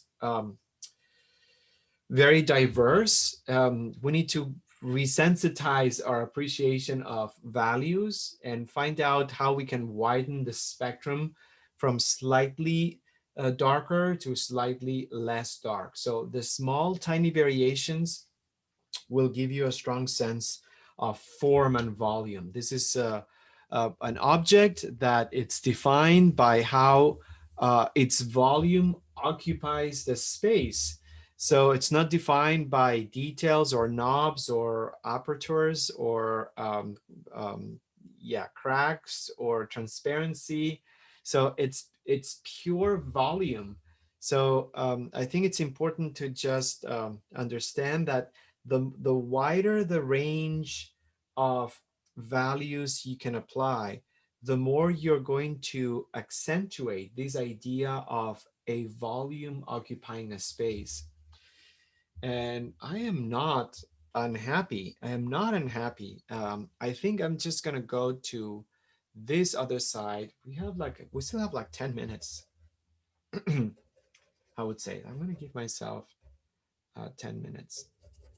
So this is a little darker because the problem with any painting is that once you start getting your favorite areas or something that you feel all of a sudden it starts to be dynamic and interesting, your focus and your attention starts to gravitate to that area. And yes, we're going to be able to develop it, but there's a lot more that's happening that we have to tackle. So it's important to know when to lift your brush and then go somewhere else. Like now, this feels so much harder. I mean, I just worked on this and I don't even know, there's still a wash.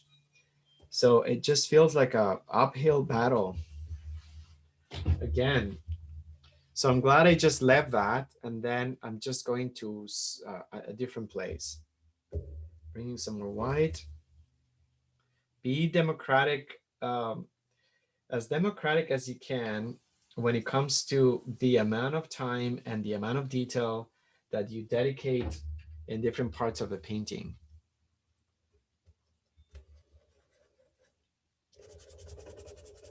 Okay, I think that's good.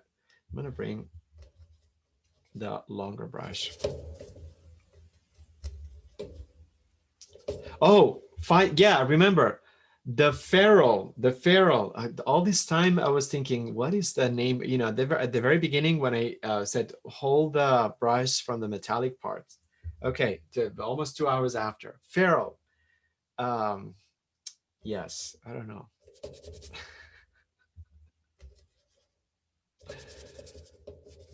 My brain is all over the place, but this is a little lighter. So I'm gonna try to just work on this area and bring it up a little bit, just because I don't want to have favorite parts on my painting.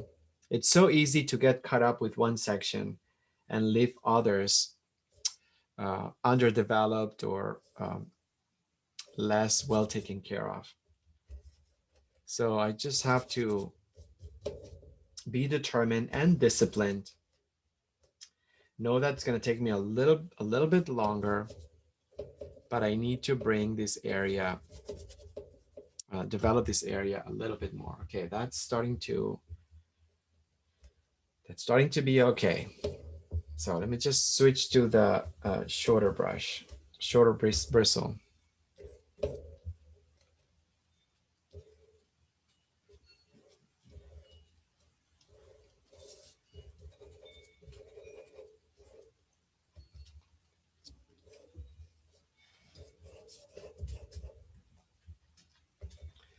And this is like a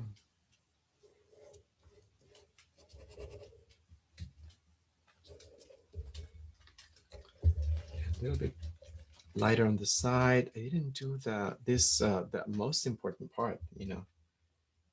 So let me just bring some here, some color.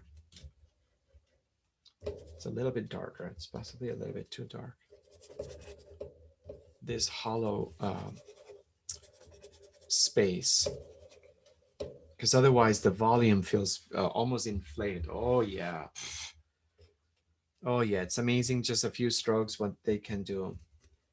Just think of this idea. We're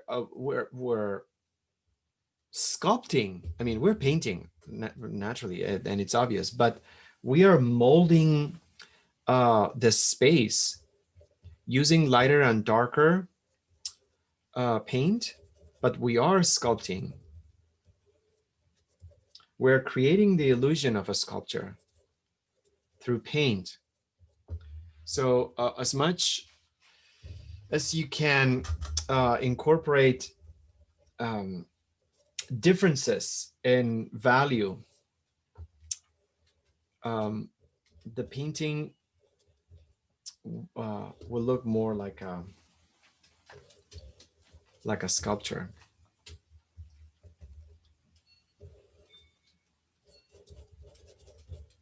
I'm bringing some of the lighter marks here.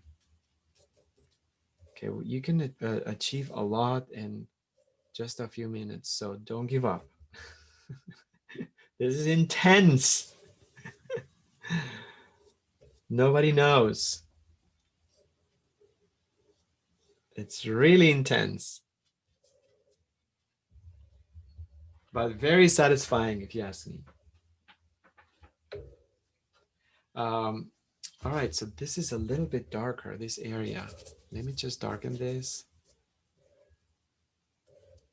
There's so many marks that I want to do. This is a little bit lighter. So I'm going to try to lighten this up. Although it's a little bit, yeah. Okay, here we go. And this has a fold that goes in. Mark making, I'm not blending that much. All marks.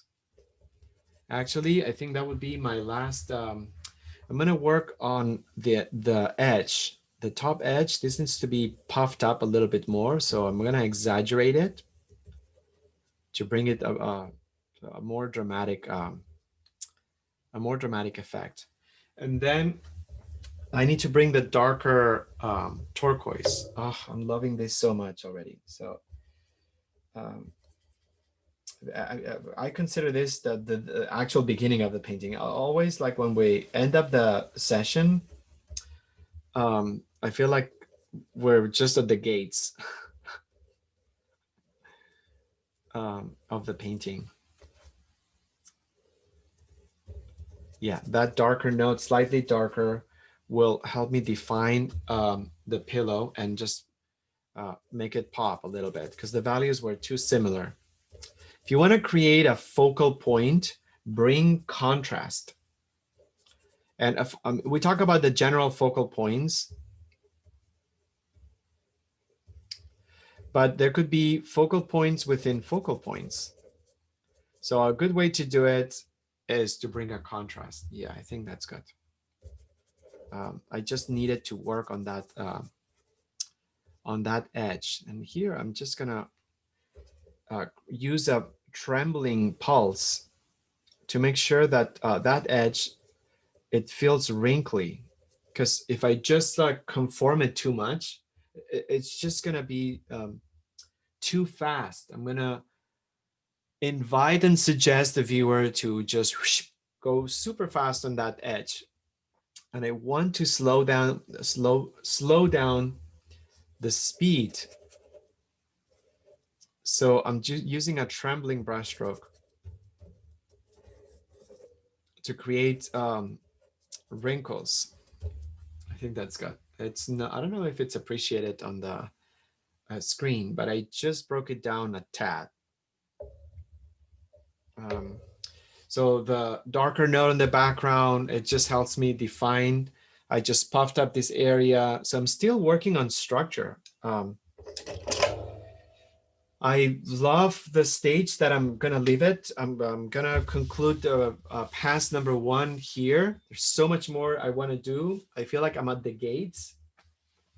But here's what we're gonna do. We're gonna take a break of 10 minutes. We'll reconvene at 1:15.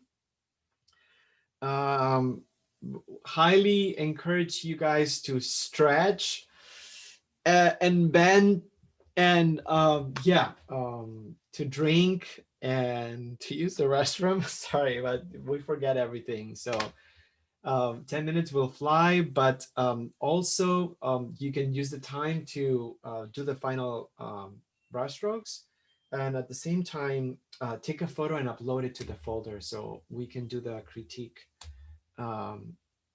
until the next hour. So, all right, I'm gonna pause the recording and we'll see you at 1:15, 10 minutes.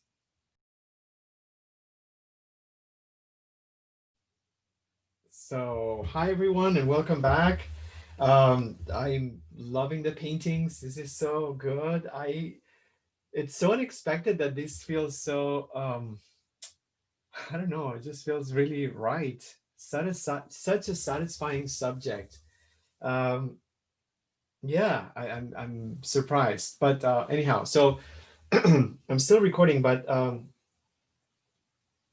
I also we unblocked the microphones and videos just in case you want to mention anything, any questions, any issues. If you want to ask us any problems that you have encountered, any clarification on any things that I have said, if you took any notes or you want me to explain things a little bit more, just let us know at any point. So yeah, we try to keep that part of the webinar instruction based only, but this part we can just tackle any questions and specifics that you may have had.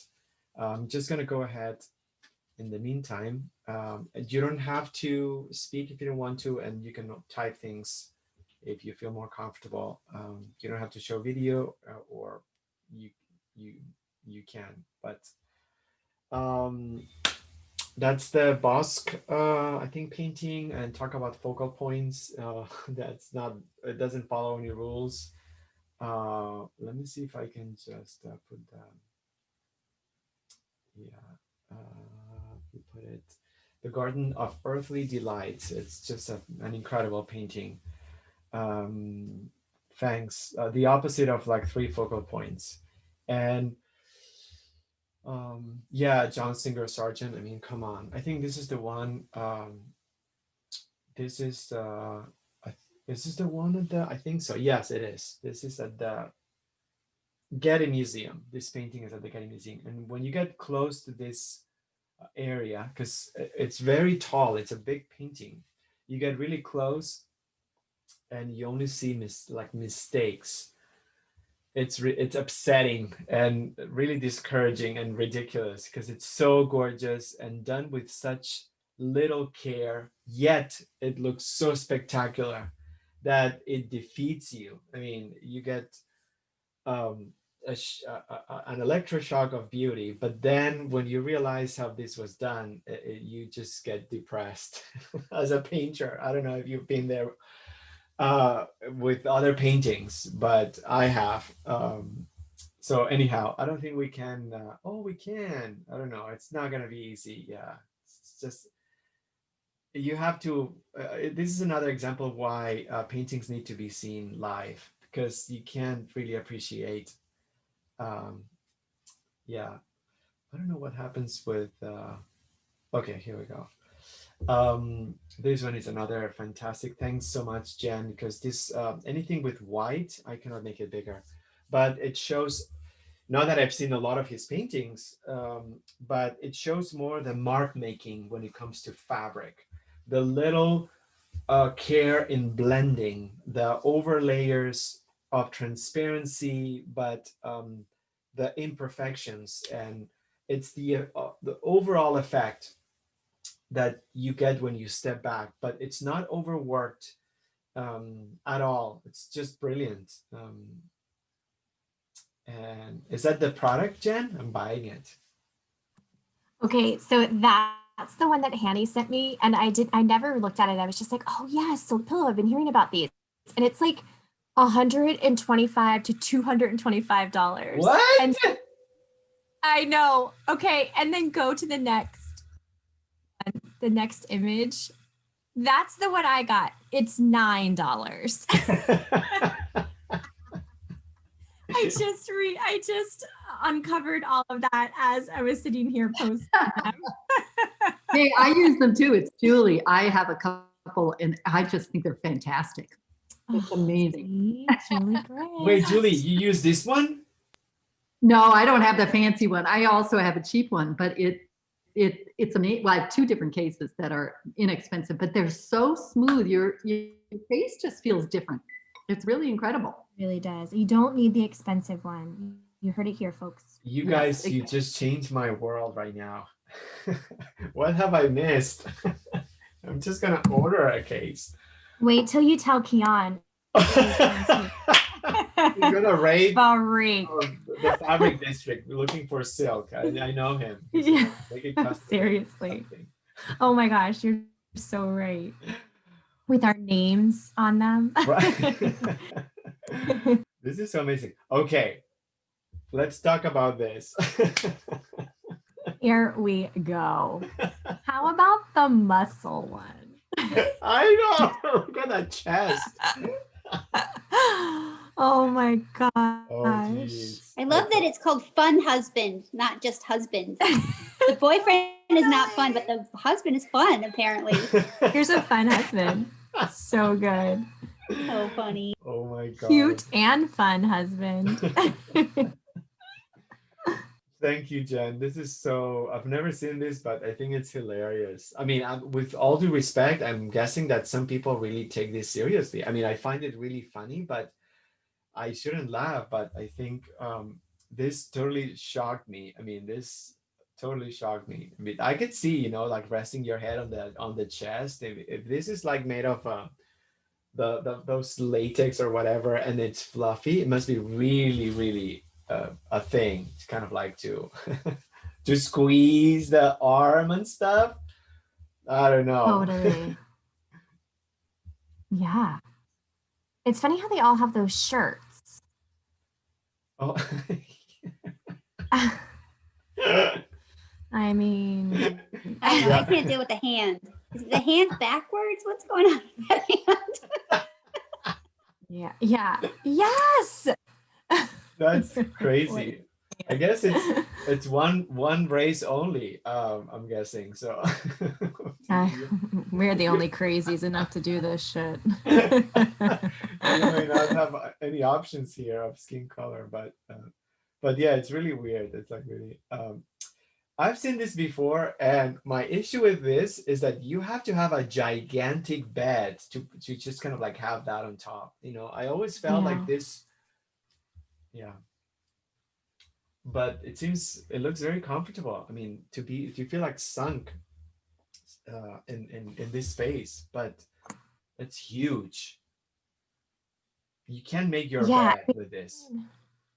No, it's funny. Even our body pillow that I had when I was pregnant, we for like a while we had it on the back of our headboard as like a one long pillow that we then used, and now it just is in Henry's room.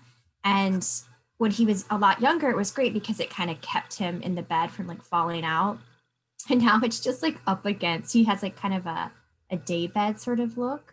And so it's just up against the longest piece of wood in the day bed, and it just lives there. And Is it this big? the storage.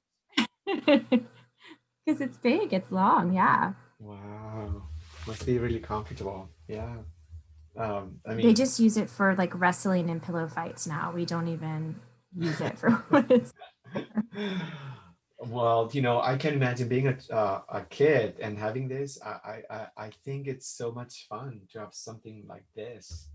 I remember doing tents with our my brother and I shared the same room, and when we were very young, and we would do tents with the mattresses. We just put it like this, and I just remember Oh, being one of the most enjoyable moments. Just pretending to be under the tent with the mattresses. yeah. So So fun. yeah. So yeah, good. I'm glad you brought the color. So I think this is very important. Titanium dioxide. That's a different type. Is it the same titanium? Maybe it's different. I think it's white titanium, possibly. It has to be. But yeah, phthalo green and phthalo blue. And this is a color that we have. It's beautiful, but maybe which is I mean, I don't know. I'm just gonna see if I can get that green because I feel like I want to do some color shopping. So yeah, let's just get thanks Jen for uploading and Julie. I'm just gonna bring your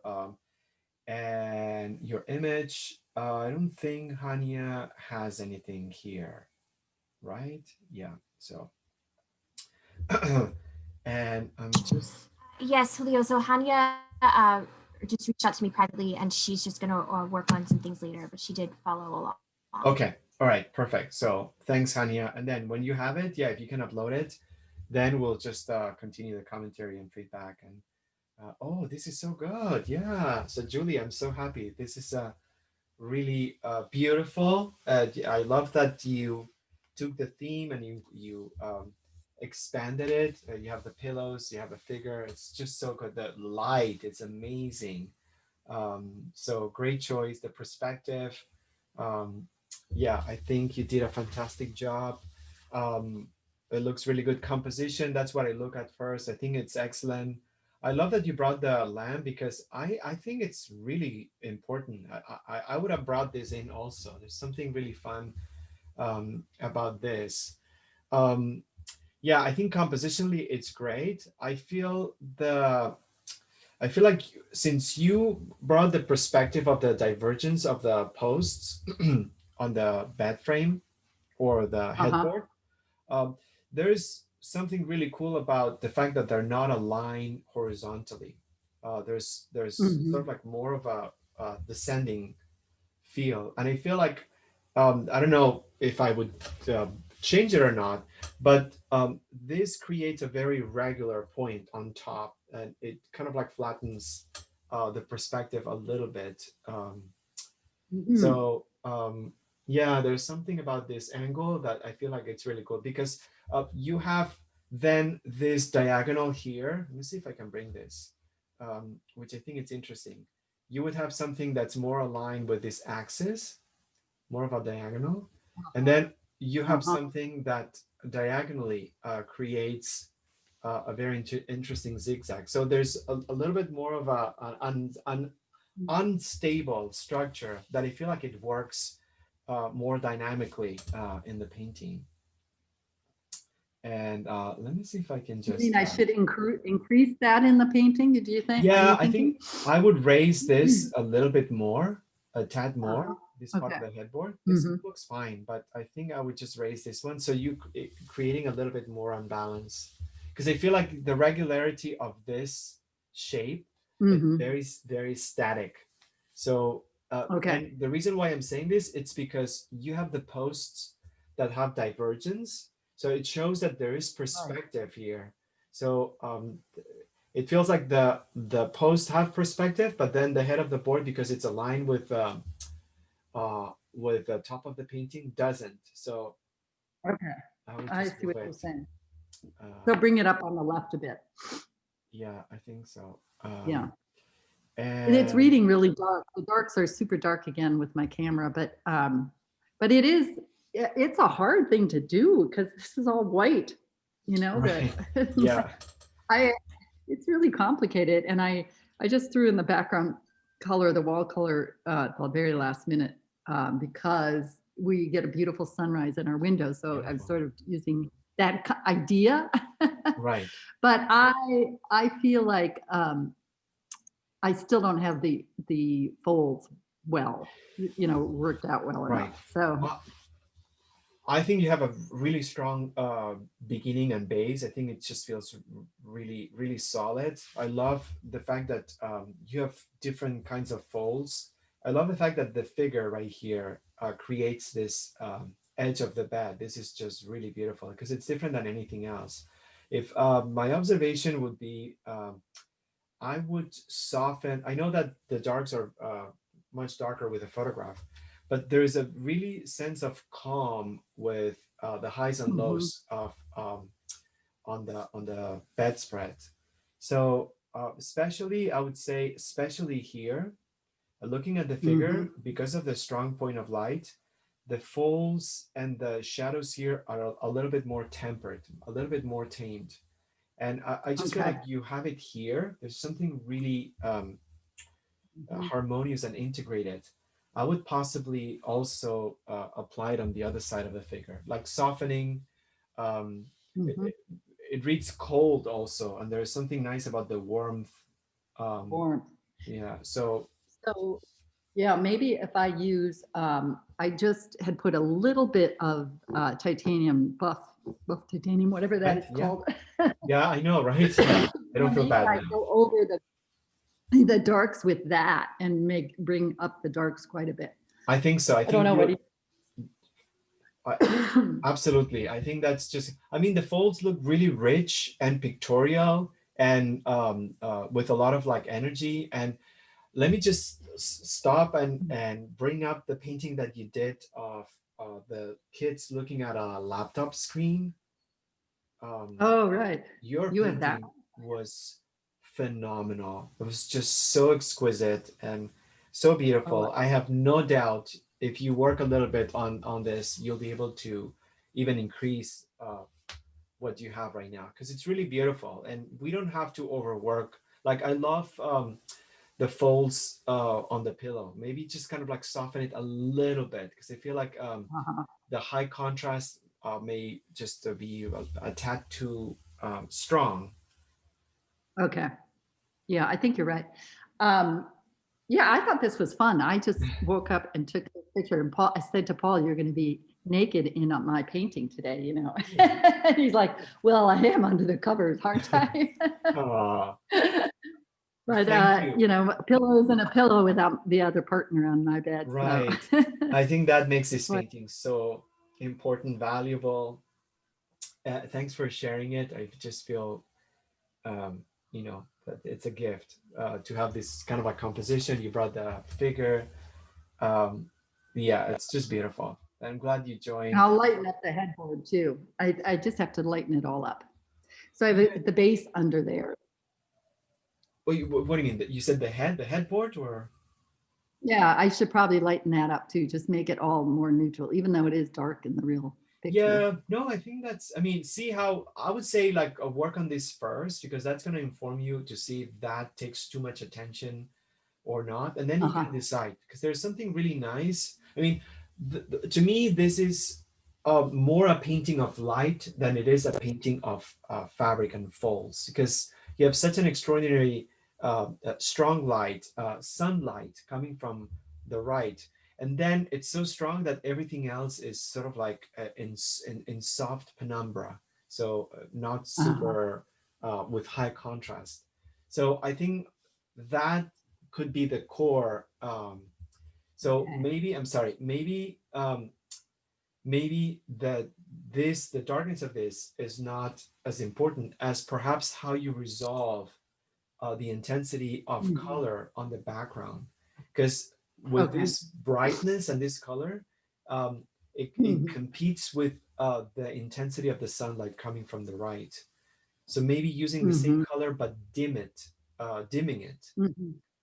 because I Mhm. feel like that's Yeah. the mystery. There's silence. There's no light. The only point of light it's the window, and then the strong sunlight uh, softly illuminates the rest of the room. Okay. Yep. No, I'm going to work on it some more. It's a fun one. Thank you. Thanks, Julie. Great painting. Yeah. Um, And let me see if someone, oh, this is so good. All right, so I'm gonna go, I know that I'm gonna go to Sarah if you guys allow me really quickly, because I know that um, chaos is her friend. In regards to schedule. So just want to make sure that you get this very interesting choice of composition. I saw it. I love it. I think it's so modern. Well, I can explain it that I would just do my side. And two things, the needlepoint pillow, when I'm really stressed out, on my, It's breaking up this a is little the bit. first Sarah. one. Oh, okay. Just a little bit. Can you hear me? Yeah, yeah. Just Okay. So this is a pillow that I did for the bed, and it was important to include it.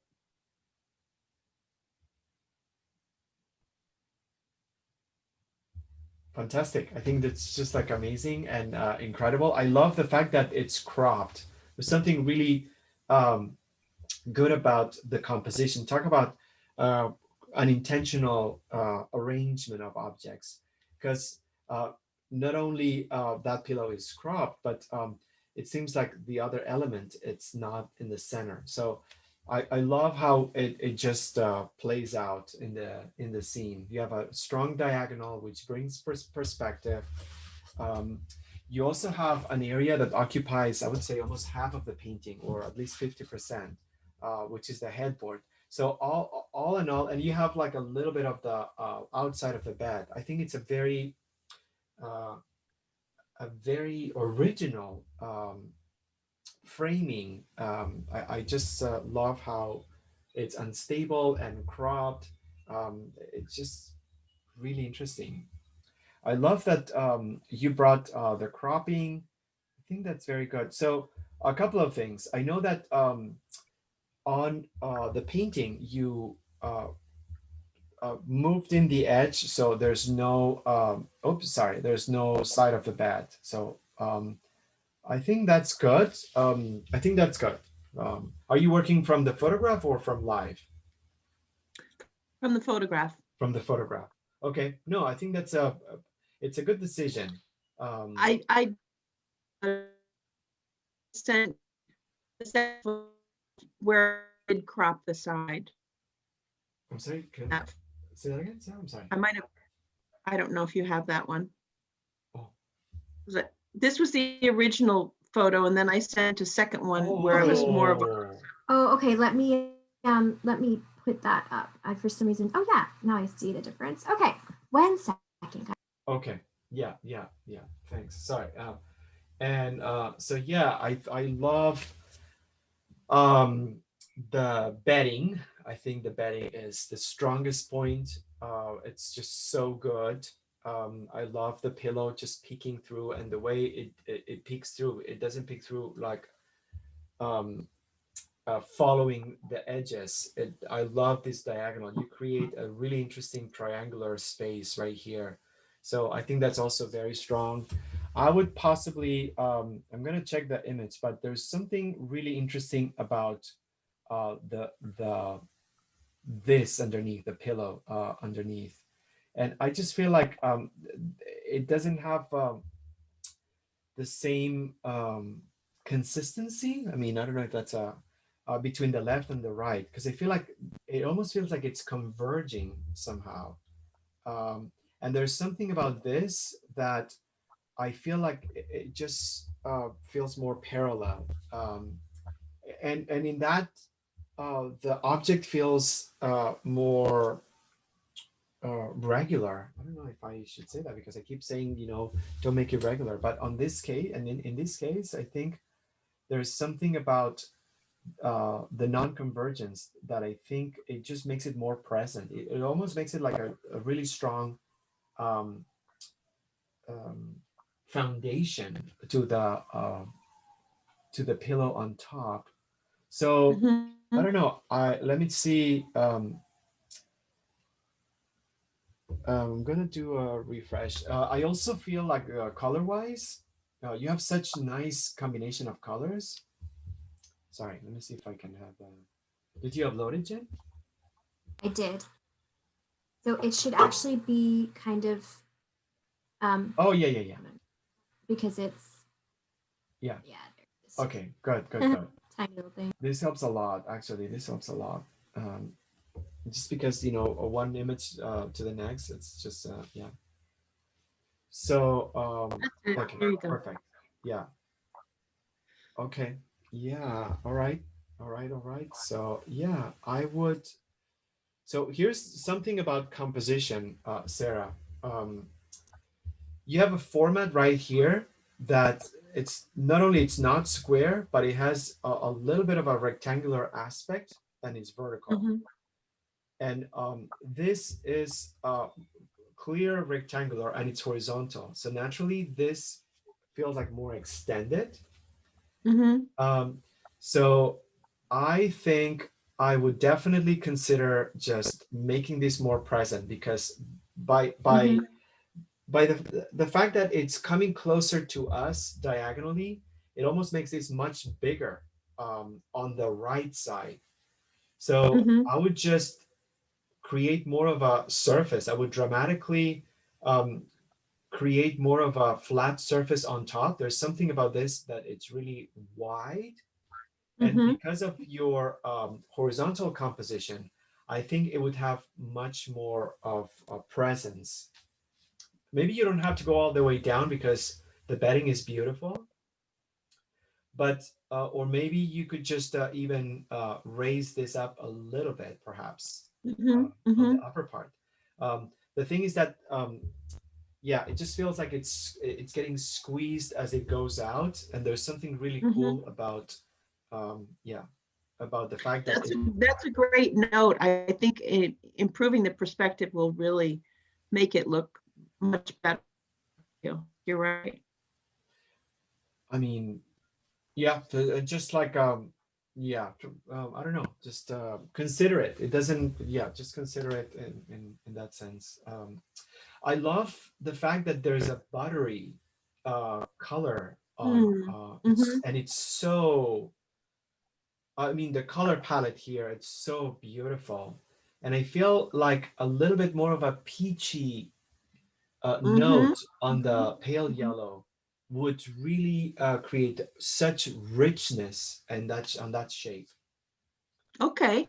That's, Um, yeah, I agree. That'll be great. I look forward to working on this. I think this is it's deceptively complicated, but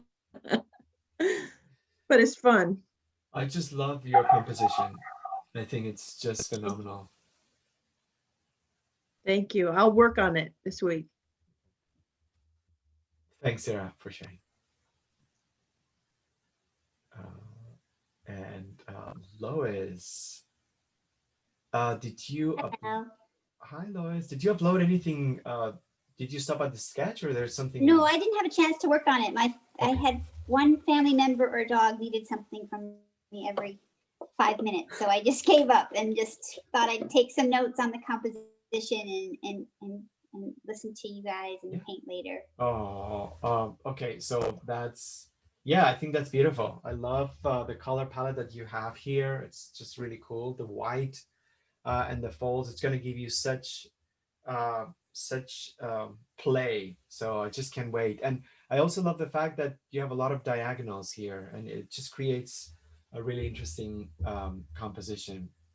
So yeah, I love the sketch. I think it's really good. I would even enhance a little bit more that diagonal aspect. I know that a little bit of an extra tilt makes a huge difference in order to create more sense Okay. of perspective. So sorry, and yeah, that's possibly So what I would. thinking of my focal points, like what do you think my I, focal points yeah, I should think that's clearly be? focal point and movement wise. I think that's really well balanced. Um, and I love the fact that you have enough space and movement around. And then based on the color, I think the focal points in this painting are more less of shapes and more of color. So you have like I would say 3 focal points and based on color. So Oh, yeah, okay.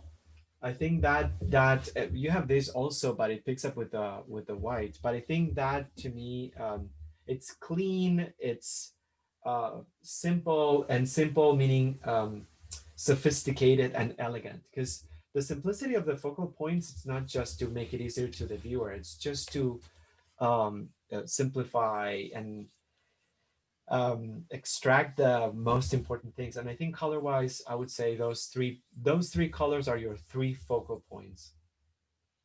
Okay, cool. I love this blue. That's good. I'm really excited. Yeah, they're flannel sheets. Oh, they're so nice. It's a gorgeous, gorgeous color. Can't wait. Okay, guys. Thank you, thank you, thank you. And I'm just gonna, okay, so Darlene, did you upload any step, Darlene, or just a photograph? I had too many distractions today, Okay. so I'll send something in later. Okay, no problem. Yeah. And Mia, welcome back. Yay. So this is so good. Oh my gosh, talk about like pillows.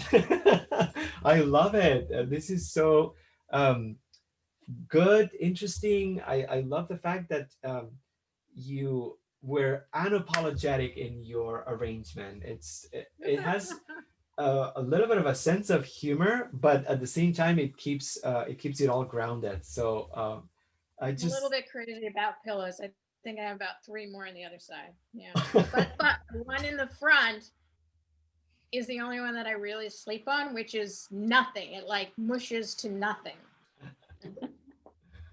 wow. Well, I just think, let me see. Looks amazing, and you have plenty with not super full pillow. You have plenty to work with. It just feels almost like mushroom like, you know. There's something about the Sorry. crusts. Hold Yeah, on. that Sorry about feels, this. Hold on. no, it's okay. The color palette, it's so beautiful. I love this almost like mousy, kind of like grayish tone. Um, but yeah, I think compositionally, it looks fantastic. I love how it crowds the space, but at the same time, it just gives enough room for the main pillow. So, but the piling up, I think it's just incredible because it's so hard to bring this idea of um, weight and gravity on objects. And with a pillow, we know it's not super heavy. So it's a little bit tricky to make it look like it's not heavy, but it still piles up. So I think you did a fantastic, you worked a lot in a very short period of time because there's a lot.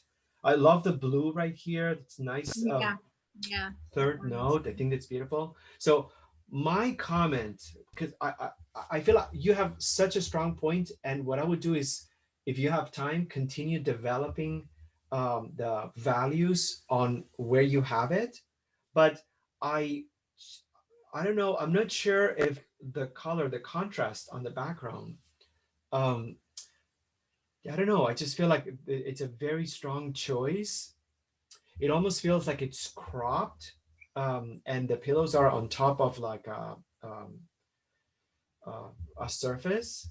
So if you want to keep the color, I would just work with the light and values of that color, but on the wall. Just bring this shadow and make it a darker version of the color that you have, because I think it's mostly the fact that you have such richness of highs and lows in value, and this feels much flatter. That I just feel like what I would do is, even there's a transition from lighter to darker. Yeah. There's a space or a gap here that creates a little bit of a yeah. vignette. Should I just go? I mean, I was just a little bit like, oh, there's more white, you know, but should I just go back to more of the color that it is? So you have two choices here, and this is a purely artistic decision. I think so. I think I would, just because there's so much that it's so interesting that I feel like making the background more subdued will really bring more focus to the objects.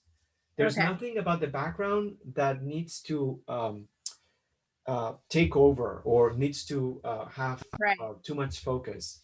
But at the same time, it's a gorgeous color, and I like the contrast of temperature. If you keep it, you have also two choices within that path. You can make it a little bit less strong, keeping the Uh-huh. same color, but more pastel, or you can bring Yeah. more shadows to it. So the pillows look integrated Yeah. with the background. Yeah. And actually, So- yeah, looking back at the picture, I see the headboard. You can actually see the headboard there, which I lost. Yeah, I mean, that's something, I mean, I don't think you need it, and unless you want to Okay. bring it, because I think that's Okay. really cool, the piling up. And clearly you, I see the painting and I see the idea of the actual surface of the bed. So you created a really nice perspective and then things on top of it. So the headboard, it's not necessary because clearly that reads as something that's vertical or spatial. Mhm. Unless you wanted to bring it, but I feel like the pillows act as headboard Yeah. in a way. Yeah. So yeah, I would possibly, bring something harmonious to the rest of the colors and see what it does, perhaps. Okay. But yeah, I think it's excellent. I'm really happy that you joined and you created something so beautiful. Like I would also, looking at the light and shadows on the folds, I realize now that the light comes from this direction. So there's a cast shadow on the right side. And because this pillow Right. is a little bit separated or isolated or on its own space, I would perhaps just increase the darker values on the right. And it's going to help you also Yeah. enhance So the it's flat. folds on the fabric. Okay. Yeah, so maybe, and Yeah. there's some shadows here. And I think I need to, you see on the picture here, in the middle, it goes, there's not it goes up a little bit in the middle rather than flat. That's what was bothering me in the painting. It looked a little, in the painting, it looked a little bit too straight across. I don't know. I need to fix something so it doesn't look like two separate, you know? Do you Yeah, see? I think that anything will help. I think that will definitely bring more of an organic look to it. I think that Yeah. will help. It's just like this little tiny touches. Definitely. I think also here, no, I think that's, Yeah. yeah, Yeah, because yeah. I gotta fix that. Yeah.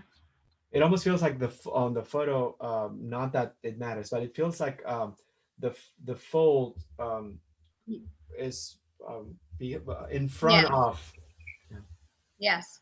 So Yes. So pillow looks bigger, fluffier.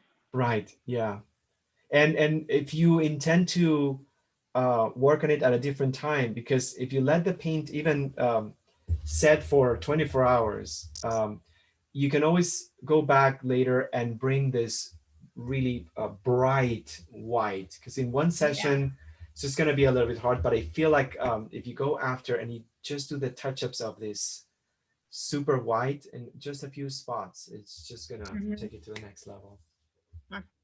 Yeah. Okay. Good. Fantastic. It's phenomenal. It's fun and it's well painted. Thank you. Thanks, Anita. Good. Thank you. Good nuts. And Laura, oh my goodness. Whoa, this is amazing. So let me see. I'm just gonna put this one right here. Hola, guapa. Hola! I missed you guys so much. I tried to go on a few times, but back home it's just impossible. Too many nieces, nephews, brothers, sisters, mother. Oh, did you have a good time? Everyone safe? Oh yeah. I loved it. I actually extended my stay 2 weeks. So yeah. It's nice to have the snow, you know? Oh, I actually enjoy the snow a lot this time. fantastic. But I Wonderful. This. We're happy you're back. And thanks for joining us. And yeah, this is just beautiful. So I just wanted to say that some of the paintings that I found of pillows, I didn't put any on the folder, but I saw study after study of pets on top of pillows from the Renaissance and moving forward. But it was a subject, dogs on pillows, elaborate pillows and very regal dogs. So yeah, this reminds me of that. I love the point of view. I think it's beautiful, a very interesting composition. I think it's just incredible. You have such softness of color and then this super dark point on the figure. So I think compositionally, I think that's great. Yeah, I think that's great. Compositionally, focal point, you give enough room. So yeah, I think it just works really, really That in great. mind. I'm sorry? I kept that in mind. I took so many pictures of Lola this morning. I just fed her like 5 minutes ago because I was so into this. But okay, so yes, and also like I don't know why it seems like everybody had a lot of interruptions this morning. Same here. I couldn't upload and yeah, I think it's crazy this morning. I Oh don't my know what gosh, happened. that has to. This is not a coincidence. Something explained. I must explain this because maybe it's a storm. Who knows? And everyone's already feeling it. But yeah, I think I'm composition. on personal. Mhm. Okay, go ahead, Laura. Sorry. No, sorry, Julia. I'm saying so. I'm only literally like on first notes because of I couldn't really advance too much because of that. Too many Okay. interruptions. Yeah, well, I think yeah, I just can't wait. I mean, you have two things. After a while, it's hard to kind of like ease into the practice, so it's just going to be a little bit challenging. And then the bar before you left, it was through the roof. That painting of the teacup and the flower, just like okay. So don't be hard on yourself. And then if you can, yeah, I think I was thinking of you because this assignment reminds me of the folds of your postman, that you created on the shirt. That was so beautiful. So a few things. I would say what stands out about the photograph, and of course the photograph is just informing us, and we take our own creative decisions, and that's the way it should be. And the photograph at the end of the process, it's not part of the process. That was just something that's for us. So the way I use it is just to extract whatever information that could help me in order to make a translation, but we're not like trying to be photographic. But what I find like really beautiful here, sort of like similar to what I told to Julie, it's the fact that there's very soft contrast between darks and lights on the fabric. It's just there's a spectrum, but the contrast is really soft. And then the high contrast, which I think is really spectacular, is on Lola. She's just almost all black, except for the marks on the face, and then slightly lighter. But there's something powerful about her absorbing almost entirely all the light. Nothing's reflecting. So the contrast is on Lola against the softness of the softness of the pillow. So I think here I would consider two things. Number one, it's sort of like toning down the contrast of the folds. And number two, increasing the contrast of Lola. And maybe she could just be a black dot, because I think there's something really powerful again with the combination of something that has light highs and lows. It's very elaborate and really taken care of in the sense of values. And then boom, you have like a really black, pitch black figure with only the marks on the face and maybe a tiny bit of the light reflecting on the back. It could be interesting because I think that's what stands out. It's not just her on the pillow, but it's her not reflecting any sort of like light at all. and the cuteness of the marks on the face, which then you can recognize that it's a dog curled up on the pillow. So consider it. I mean, I don't know. I mean, I love the direction you're going. I think it's excellent. I think it's a great starting point. Composition is great. The radiating folds are great. The marks, the mark making on the pillows, the cast shadows. So you have it all in place. Yeah, but yeah, just see how you want to move it forward. So really, Okay. what do you think, Laura? Yes, no, I love what you're saying. Because it definitely stands out. The light and the colors make it really soft. And I don't know, there's something about her. And I was looking closely at her coat, and you're right, there isn't a lot of light. But I think that you're right. That's what stands out. Sorry, I was looking at the picture. No. Yeah, no, I love what you're saying, Julio, and you're right. The softness, and I think that's what I want to. That's what I want to accomplish here. The softness of everything. I don't want necessarily like. Of course, I want the texture, but I want the softness. So thank you. Yeah. See, I mean, just reflect on it and see how it feels, because there's something really good about how you paint fabric.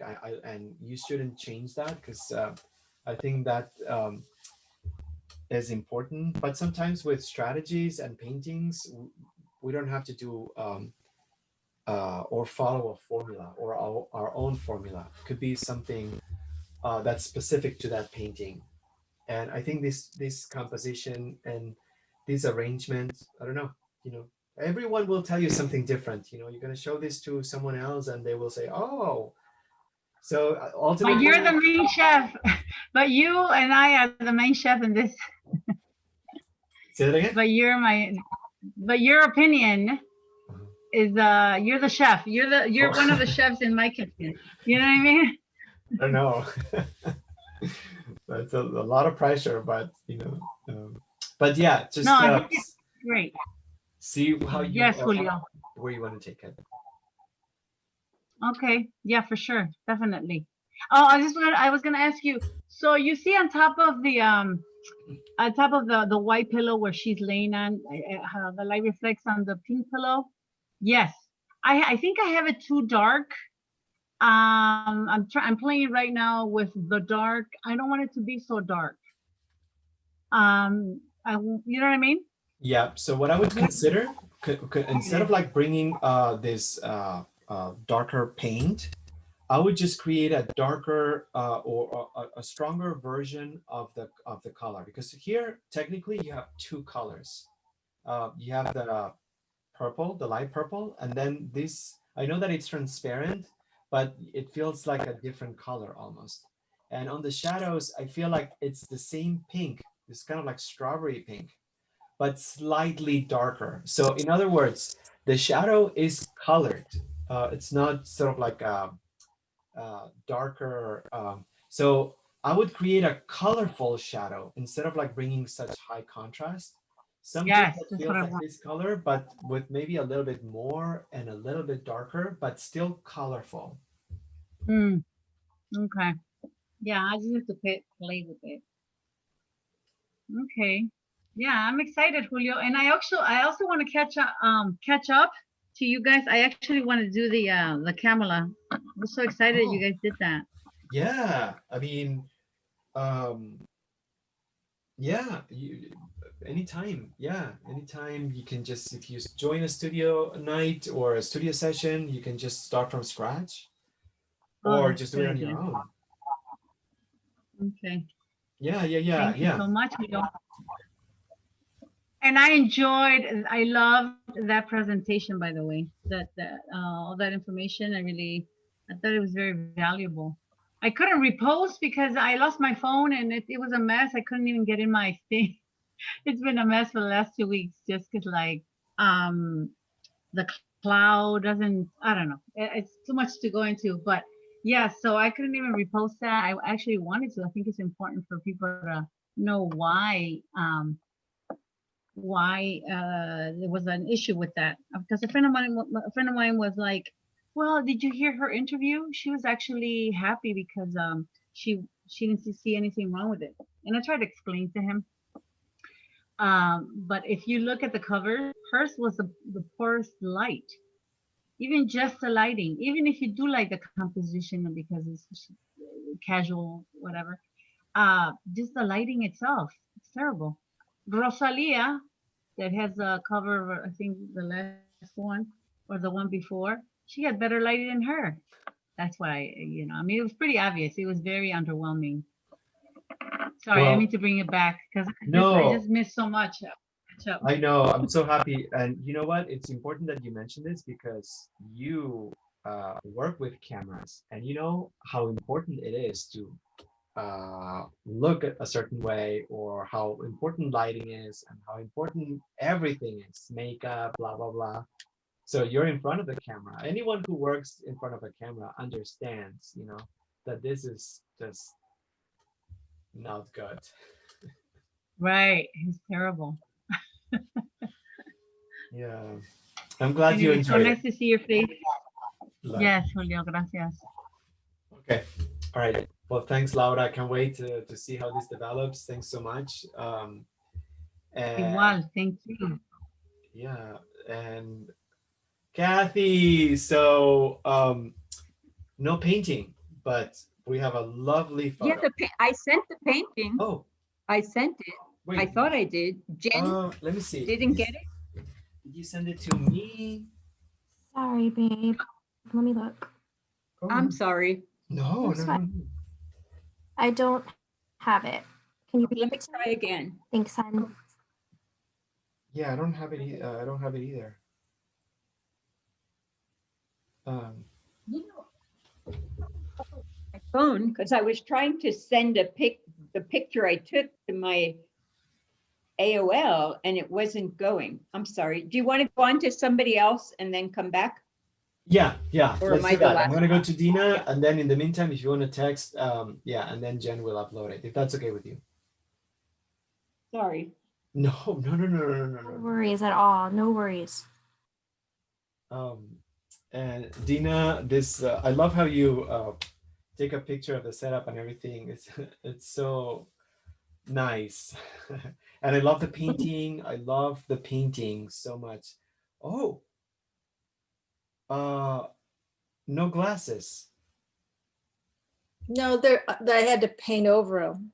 I mean, Oh. I'm gonna put them there. Oh, But I okay, had to- okay. So that's why that you can see that what the final concept was. This looks fantastic. How was And your? it's just the start, but I really love that pink on in your reference, on your headboard. And so no, in fact, it's the opposite, right? The pink is on the sheets. Yeah. What is right? Okay, so my pillowcase is blue and the sheet's blue. So then I just flipped it and I thought, oh, I'm just gonna use incorporate that kind of a dusky mauve color for my background and then kind of go from there. So I think it's phenomenal. but yeah, it was a lot of fun. Huh? Go ahead. Sorry, I'm sorry for the lag. I think the weather is affecting everything because there's a little bit of lag, and I'm sorry. Yeah, I think it's phenomenal compositionally. It's beautiful. I think I love the fact that the sides of the pillow, the convergence shows really strong perspective. And I think the fact that you kept the values of both the sheets and the background similar. There's a similarity in value, but then there's a change in temperature. I think that keeps everything muted and calm, and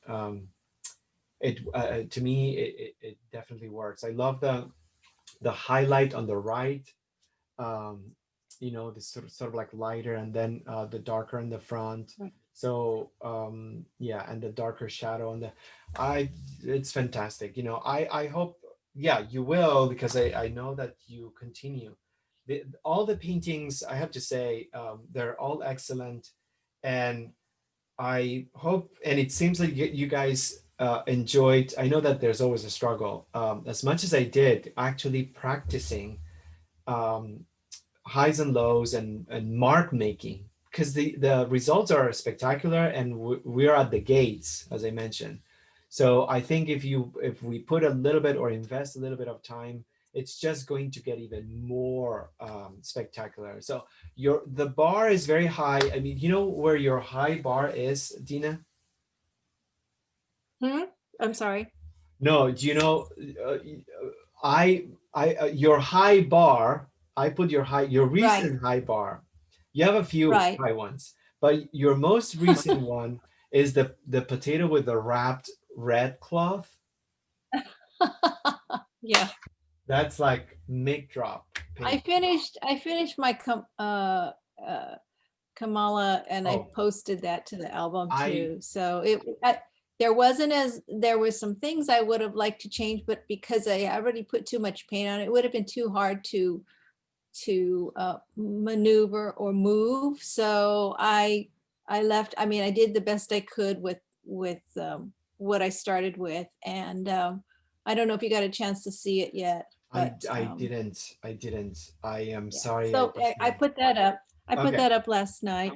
And then, yes, this is fun. Folds is always good because we need practice in that. And, you know, the really secret, like in a recipe, the secret ingredient is not to overblend, because like you say, you will have what you need. You have your lights and your darks, and it looks like a fold. And then you go, oh, well, maybe it's too abrupt. So let me just blend it. And then all of a sudden, hey, where'd everything go? So it is really the secret, and knowing the right amount. You know how when chefs cook, they know exactly the right amount.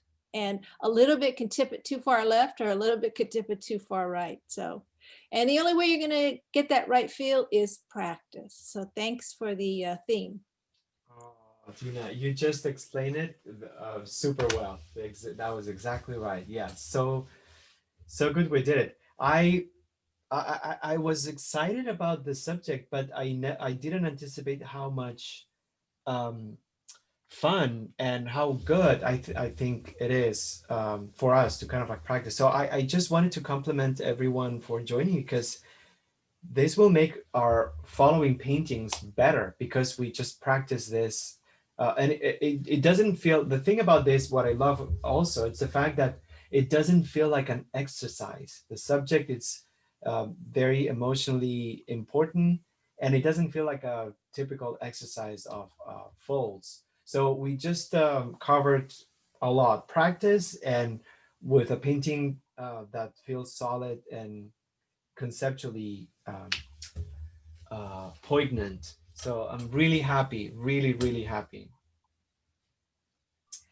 Julio, I want to did say that poem you put in the newsletter or the email about this class was so fantastic. The one Jana Reckel wrote, or I don't know her last name. That was right? a beautiful little piece. I really enjoyed it. Thank you. So sometimes what I do, there's this place called Poetry Foundation, and sometimes it's hard to convey ideas for an art statement for the webinar. I just get inspired by poetry, and sometimes it's a hit or miss. You know, sometimes I find something good, sometimes, but yeah, that's the reference. I just go there and I type pillow, and then there were several poems, and this one definitely, Julie, it stood out. I just felt it was easy, but at the same time complex. Sometimes it's, you know, it could be dense and a little bit too complicated, but this was just it had the right amount of everything. Oh, wonderful. Yeah, Really I feel love the it. same way. Thank you, Julie. Thank you. Oh. It's been a great session. I have to run, but thanks so much. Hi, Julie. Yeah. And I'm just gonna refresh and see if Kathy Yes, it should be there, Leo. Okay, awesome. Perfect. Kathy, how are you? By the way. Okay, Oh my gosh. okay. It never ends, right? Oh, yeah. Okay. So All right. let's see. Yeah. Yeah, Love. so I see it drying. Okay, so the story with my pillow. Okay, I had two down pillows, and I went to a hotel in San Clemente and left it. And they threw it out. I told them I was coming back. And then I left a second one, which was this one, but they found it. And like I think it was Mia said she had so many pillows, and Mia always finds the soft one no matter where I put it, and scrunches it down like that. So that's so. Okay. So, Okay. So I think what I got, sorry, I'm a little bit slow, but I got that you took your own pillow to a hotel in San Clemente and you left it behind. yeah, I left it behind. Okay. I got that right. And then yeah, so I had two down pillows, and this was the less, the less liked by me. And then I Oh. left this one, and then they found this one. So now if I ever go to a hotel and bring my own pillow, I put an orange pillowcase on it because you forget about it. Yeah. And so your Yes. most liked pillow, you never recovered it. No, but this is my second liked. It's my Okay. only down, and he finds it wherever it is, and scrunches it all down. So anyway, Well, thanks so much, and thanks for So, sharing that. Okay, I'm sorry. It's too No, much thanks for sharing it information. because it's true. I mean, I don't want to sound like whatever, but hotel pillows are tough. They're like rocks. They're Well, uncomfortable. even yeah, I bought these two green striped ones, down there when I lost the pillow, but they're not the same, Oh. So anyway, you can look at my photo. I didn't realize how dark I was making everything. I was trying not to use too much white. No, I mean, what I love about the photo, it's the lightness. I mean, I don't know if the actual photo, that's what it captured, but it just seems everything very pale because there's something really nice about the luminosity, if I can say that, of the scene and how pale and bright everything is. So I think that's something that I think I would keep and preserve. And I like the composition. So you have like here different things going on. And I feel, I love the pillows on the back. I think that's something that I would possibly just bring a different value on the background here. So it sort of like looks like they're two separate pillows. Maybe, let me see if there's something, no, never mind. But yeah, I would just bring a little bit of an off-white color. I think the composition is right. But what I would work on, I would say the distinction between the pillow and the bed, because I feel, because it's the same fabric and it has similar highlights, it's a little bit less clearly distinct on the painting. So I would possibly bring a few highlights, a little bit more white against this edge, for example. More white. Yeah. Yeah, and then also maybe you want to let it sit a little bit, like one day or so, and a little bit more on this area right here, just so the pillow that he's sitting on looks distinct than the actual bed. So more sort of like highlights. I would just bring more super bright elements. And oops, sorry. More white. Yeah, and in that sense, I would say you have an opportunity here to perhaps, no, I think you did the right thing. Perhaps I would work on the value of the fur, because there's something really nice about this warmer, almost like caramel color. on the back, on his back, but then the face, it's like more ashy and lighter. So it's not the same value. So rather than making marks or trying to sort of like bring the texture of the hair, I would lighten this up a little bit on the face, especially this area. Yeah, so maybe a little bit paler, even on the, yeah, just a little bit paler, yeah. And then just keep this a little bit warmer, perhaps with a very pale orange. Something, because there's Okay. something nice about the distinction between the coolness of the green, the pastel, and then something that's warm. And I feel like here, I would bring a little bit more warmth. Okay. Also, I had trouble, yeah, I had trouble on the right-hand side that, the way the pillow is all crunched up there. I know. I'm not saying I know because I see anything wrong, but I know because I see the photo and there's so much going on here that it's not clear. It's like fabric that it's folding, and it looks like it's extra fabric. So I totally get it. So maybe what I would do. Okay, so what I would do is possibly if you bring a little bit more space at the bottom of the legs right here, maybe just raise the leg a little bit and bring a little bit more space, because his leg is kind of like really close to the edge and there's not enough space to give the illusion of something cushiony. So perhaps raising it up, the arm is a little bit longer, but if you notice, because of the point of view that you chose, the leg is a little bit higher compared to the level of the back leg, the hind leg, compared to the front leg. So I feel like this is aligned. So what I would do, if you want to raise it up, if you wanted to work on it, raising it up a little bit, which will give like more of a perspective, and then bring some of the white underneath, which will bring the idea of cushion, filler. That will help you bring more of a clearer resolution towards that area. I wouldn't do too much here. I would just treat it the way you have it, it's fine. But I would just bring more of a cocoon kind of like aspect on the back where the hind legs are. Because I feel like that alone will just give the idea of that being a cushion and him being sitting on it. Okay, What do you thank think? you. Oh, yeah, it needs a lot of work. And I had a lot going on there. I mean, the pillow would have been enough, but then I put the dog in, No, I think that's So- fun. I think that's fun, and I think that's really fun. I think that's really fun. I think that's good. I would possibly also. I love the softness of the curve on his back. I think it's so beautiful, and I like that it starts a little bit lower.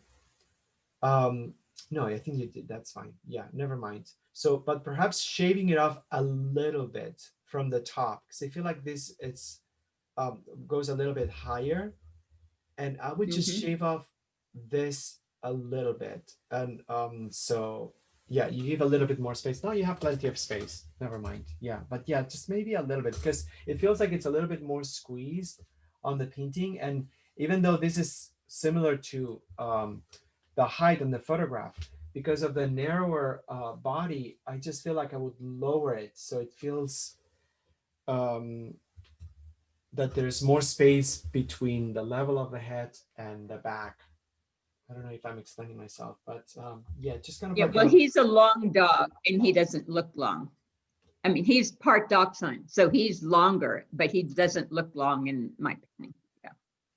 I don't know how much you So want to that- work with it, but maybe just bringing Yeah. this back a little bit more. It would also a combination of shaving a little bit off from the top, and actually, because what you would do is compensate both sides of the painting, because the ear, it's like getting really close to the edge, but then you have this much space on the back, and it feels a little bit off frame in regards of the composition. So perhaps it wouldn't be a bad idea to just shave off the back a little bit, bring elongate the back, at the same time raise the hind legs, and perhaps that could give you a nice combo of elements to Okay. show more pillow, balance the composition, elongate the back. What do you think? Okay. Thank you. Yeah, lots of work. Thank you. Thanks, Kathy. It's good to hear your voice and see your painting. And so I just can't wait. This looks excellent, extraordinary. I'm so happy. All the paintings look incredible and amazing. Please, please, please continue working on them. And you can do that on your own. It's good to kind of like find the discipline to keep the habit going and alive. And so dedicate some time if you can. And also knowing that going back at one painting, it's always like a little bit more challenging. I always find excuses. I shouldn't say that. I always find things that I put first before sitting down and going on painting. We're gonna have 2 studio sessions next week, and Dina, if you're okay with it, I'm gonna put some notes on the folder because I know, Lois, you also added touch-ups, and I just left everyone hanging, but I'm gonna add some notes, and also on Tuesday we can revise the paintings from today and also from the Kamala Harris folder, and then kind of like give extra feedback and stuff, because again, as soon as you have anything finished that you feel comfortable with and you want to take the opportunity to show and sell, just let us know, because we want to keep that alive and going.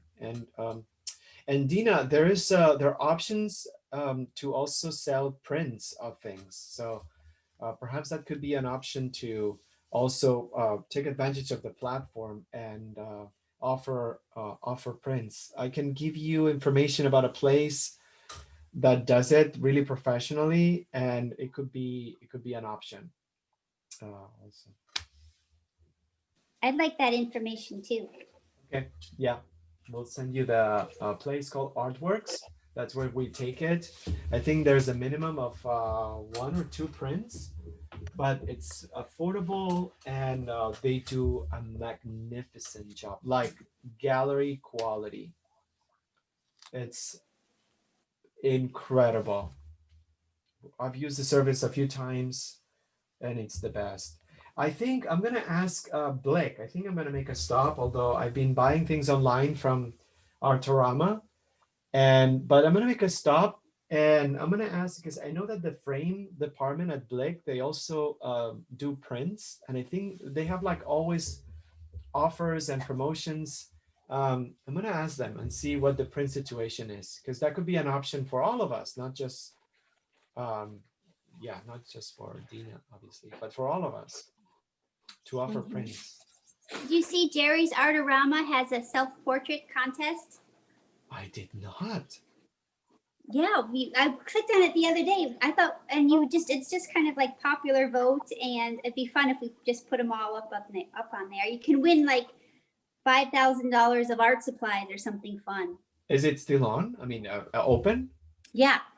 Okay. Yeah. I'm gonna enter mine. We have a lot of self-portraits from this year. Yeah. Oh, the one with the, I think yours with the yellow colors, right? I believe. I'm gonna do the one where I'm painting, painting. That's gorgeous. Because it's a little different. Right. That is gorgeous.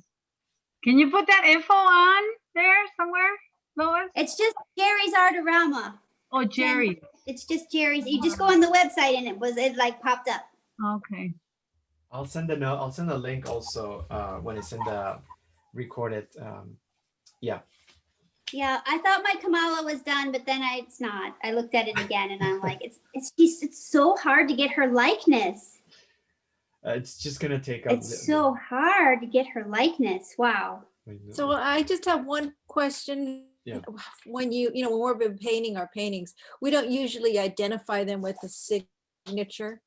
And if you're going to be selling them, or even if you're going to be selling prints, what do you advise as far as marking them as yours, or you know, like when you enter, when you enter into galleries or contests, how do you identify them? Because I don't think any of us have been putting any type of notation, you know, on our paintings. And so if we want to sell them or even make a print of a painting, what do you advise is the best way? Yeah, well, a painting, it's like a lottery ticket. We should always sign it because it's the mark that makes the painting authentic, actually. But every artist has a different opinion, but every gallery, every one involved in the commercial aspect of transactions with art will tell you that you have to make sure you sign the work, because that's the ultimate act of authorship, you know, when you put your signature. And also it's important to do because it's not something that I do. I mean, I have paintings here and I always think, okay, I'll do it. But then years go by, you forget, it's a little bit harder to remember, and you just don't know what's going to happen.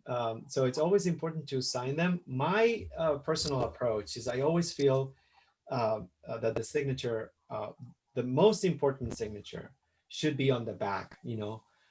Write your name, write the year. The name and the year should be enough. But sometimes, so now if you have a website or an email, because you just don't know where that painting is going to end up. And, you know, it may sell or it may not, or it may just transfer hands.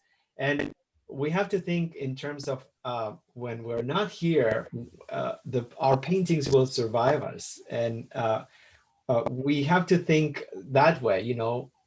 We have to make sure that they authored with our signature. I mean, I'm sorry to be so morbid about it, but I think that's the important thing. I'm a proponent. Well, what I've done in the past, I've accepted the fact that anything I post online can be stolen. I mean, I just have to go by that, because even when we put our Instagram posts, somebody could take a snapshot of it, a screenshot, and, you know, especially because if it's high resolution, you know, just these phones, the iPhones take such great pictures right now. Unless we change the resolution lower and post it, you're actually posting a high quality image of your painting or drawing, and it could be ripped off at any time. So, you know, we know it's ours, and if we saw something on somebody else's website claiming to be ours, you know, you can approach them in that regard. But since if I was interested in selling prints, I was wondering if I could just have, because it's not going to be the real painting, if you could just add like the date and your name on the corner, right? Small. You can kind of just do that, I guess. Yeah. You could do that with a pencil. And yes, and just so you know, we have our work is protected by law. So when you make the painting, you own it, and giving you ownership of the painting means that no one could use your painting for commercial purposes. So of course, someone can take a picture, and then if they can do it, they can take the picture and they can sell it. If they get caught, then you can sue them, and you can just, but we have protection in regards of the copyright. It's our work. We made it, and that means we own it, and we have the legal right to ask anyone to use it the way we want it. Of course, we live in this world, and we have to also take into account that we have to promote our work, so we have to expose it. And at the same time, we have to be aware that it may get used. And it has happened before. People take someone's work, they do a poster to announce something else, and then they did not ask for permission, because there are different ways that people can approach you. You can just ask permission, have like a So anyhow, so I think in regards of prints, you could just mark the series 1 out of 2, 1 out of 2 out of 2, or whatever number, and then sign it with a pencil. But what I wanted to say is that personally, I feel like the signature shouldn't be part of the painting, because I'm creating a painting, and then that's the painting. And so signing a painting means the most important act is to authenticate what we do, and also to make sure that that is ours, we own it. So the only thing I do is that some people do like the signature on the front, and that's like a personal choice. Some people prefer the artist to be, the name of the artist be on the painting, the name and the year. So I always feel like, personally, because I know that some paintings that are for sale, the name is on the front or on the back. I think that's a matter of taste rather than a matter of importance. Even if you put the name on the front, I would say you should always write your name and the year on the back, because the name on the front is fine. It could be enough, but nothing says, this is mine, as marking it on the back of the board, the back of the paper, the back of the canvas. Use charcoal or something ideally greasier, a marker, but write your name, write the year, put your email or information if that's helpful. And then my personal approach is, if the person wants my name on the front because they want to show that that's original, they want to show that, then just add it in a very unconspicuous way. So it's just there, but doesn't take over.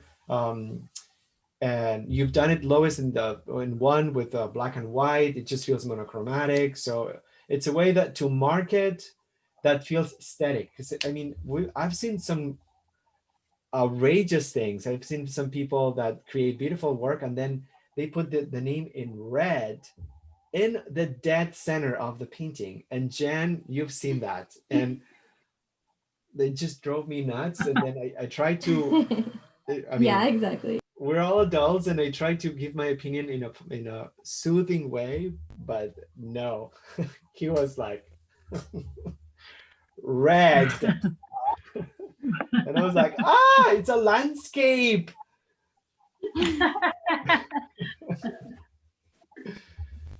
Sorry, Dina, I just went off the rails with your question. Well, No, yeah, can thank I you. just add a little something? I just want to add a little bit to that, the printing aspect of things. Also, when you print something like giclée or just a regular print, I don't know the difference really, but I know the giclée is supposed to be like amazing quality. Can you, I always, they say that, when the artist embellishes on top of the print, it gives it like a little bit extra personalization or authentication, if that's correct. So do we do that? Obviously afterwards, right? Afterwards with oils, or how does that work? You mean like to paint on top of the giclée? Yeah. Or how does that, because I there's like artists, they sell their prints, right? And then, but embellished by the artist, there's like a little extra something, some Ooh, little I've line never or heard of some it. stroke or whatever. I've never heard Yeah, of it, Laura. and that makes it just gives it a little bit more cachet or whatever, or a Right, little bit more more original. more value, more original, exactly. So you're not just getting a print, you're Right. getting a print, but it's embellished by the artist, which gives it a little bit more value, like you said. Yeah. I'll So, investigate. yeah. I've never heard of it, but I think that's interesting. Makes sense. I don't know what I would do. Then for me, it's always been like the draw. If I don't want to get a print, but I'm like, okay, at least it's embellished, but because I can't afford the Yeah. artist, Right. I'll be like, okay, I'll take the print, but at least it's embellished a little bit. And the other thing that went in prints too, because everything is digital. I mean, you want to be we want to believe the best in everybody. But even when you get print on demand for items, you have to submit your digital file. So once it's on a hard drive somewhere, it's on a hard drive somewhere, and we have no control of who has access to that hard drive.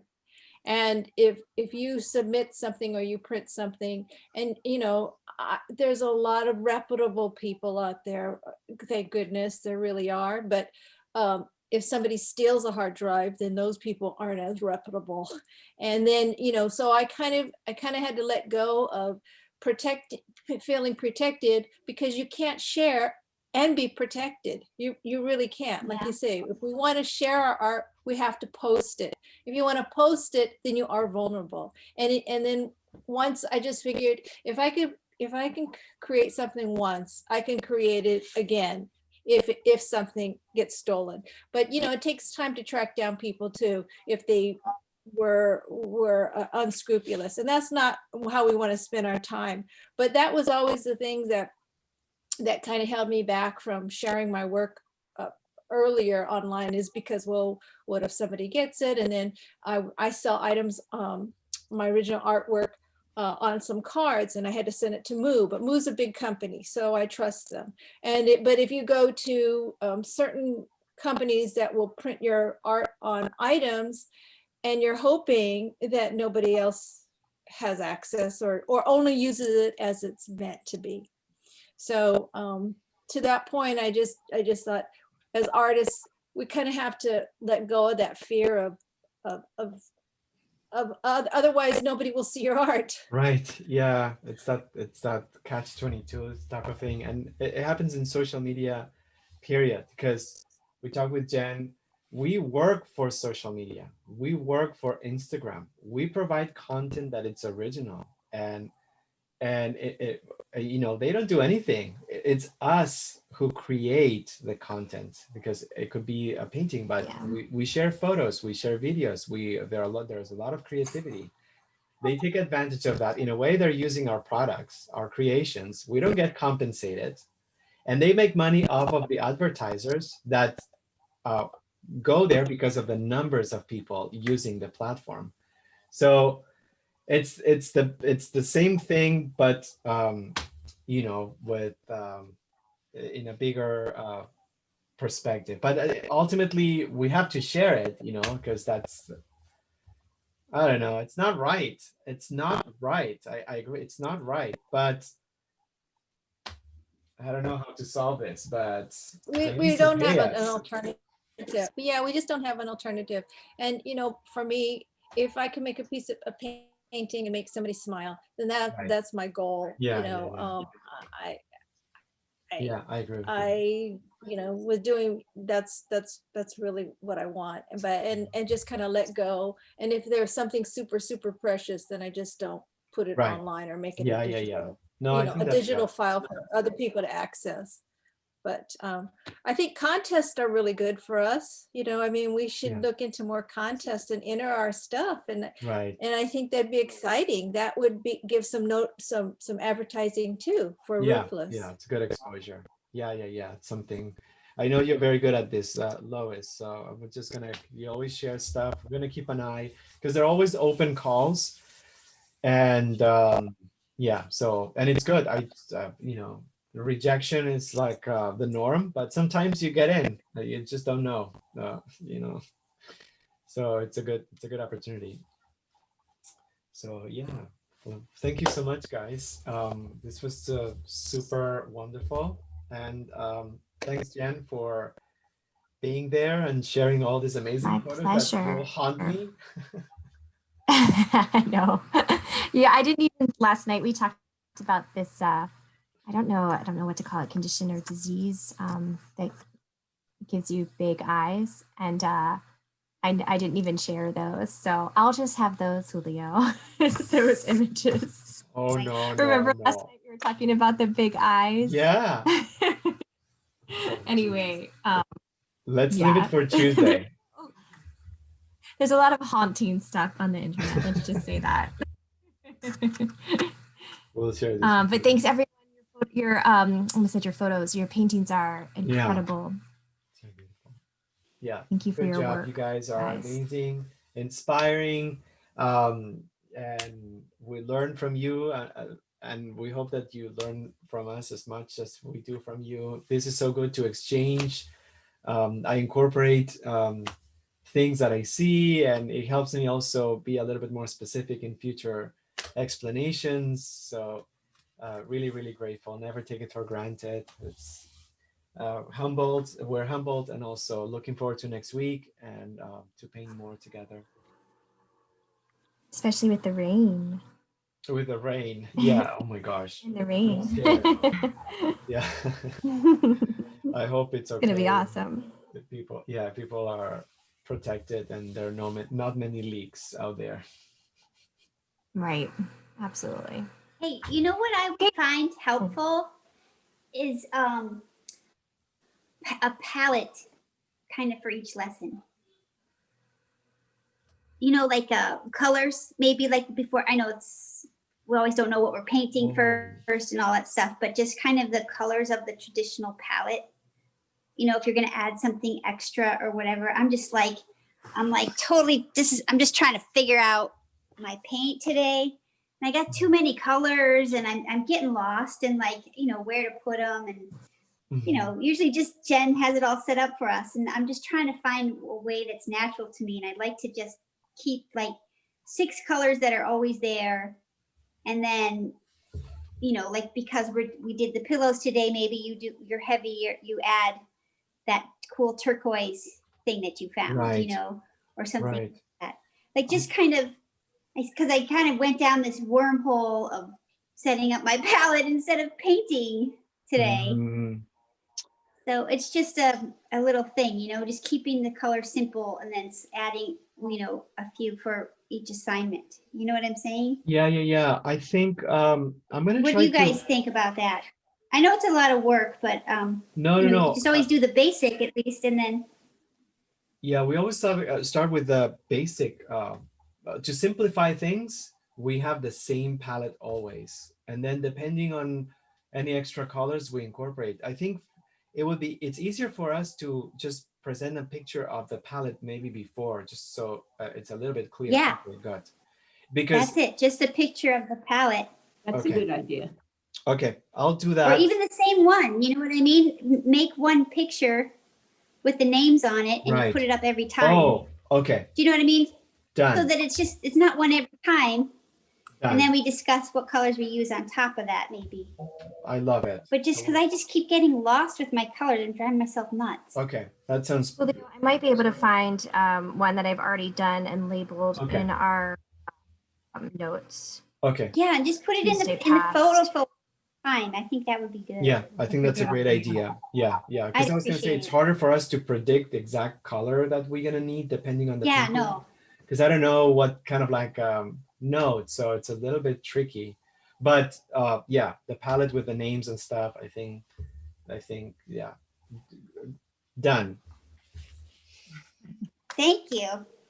Thank you, and thanks everyone. I'm going to have lunch now. Thank you, Julio. Bye. Thank you, Julio. Bye, Jen. Enjoy your lunch. Bye, everyone. Have a great weekend. Bye, everyone. Bye. Bye.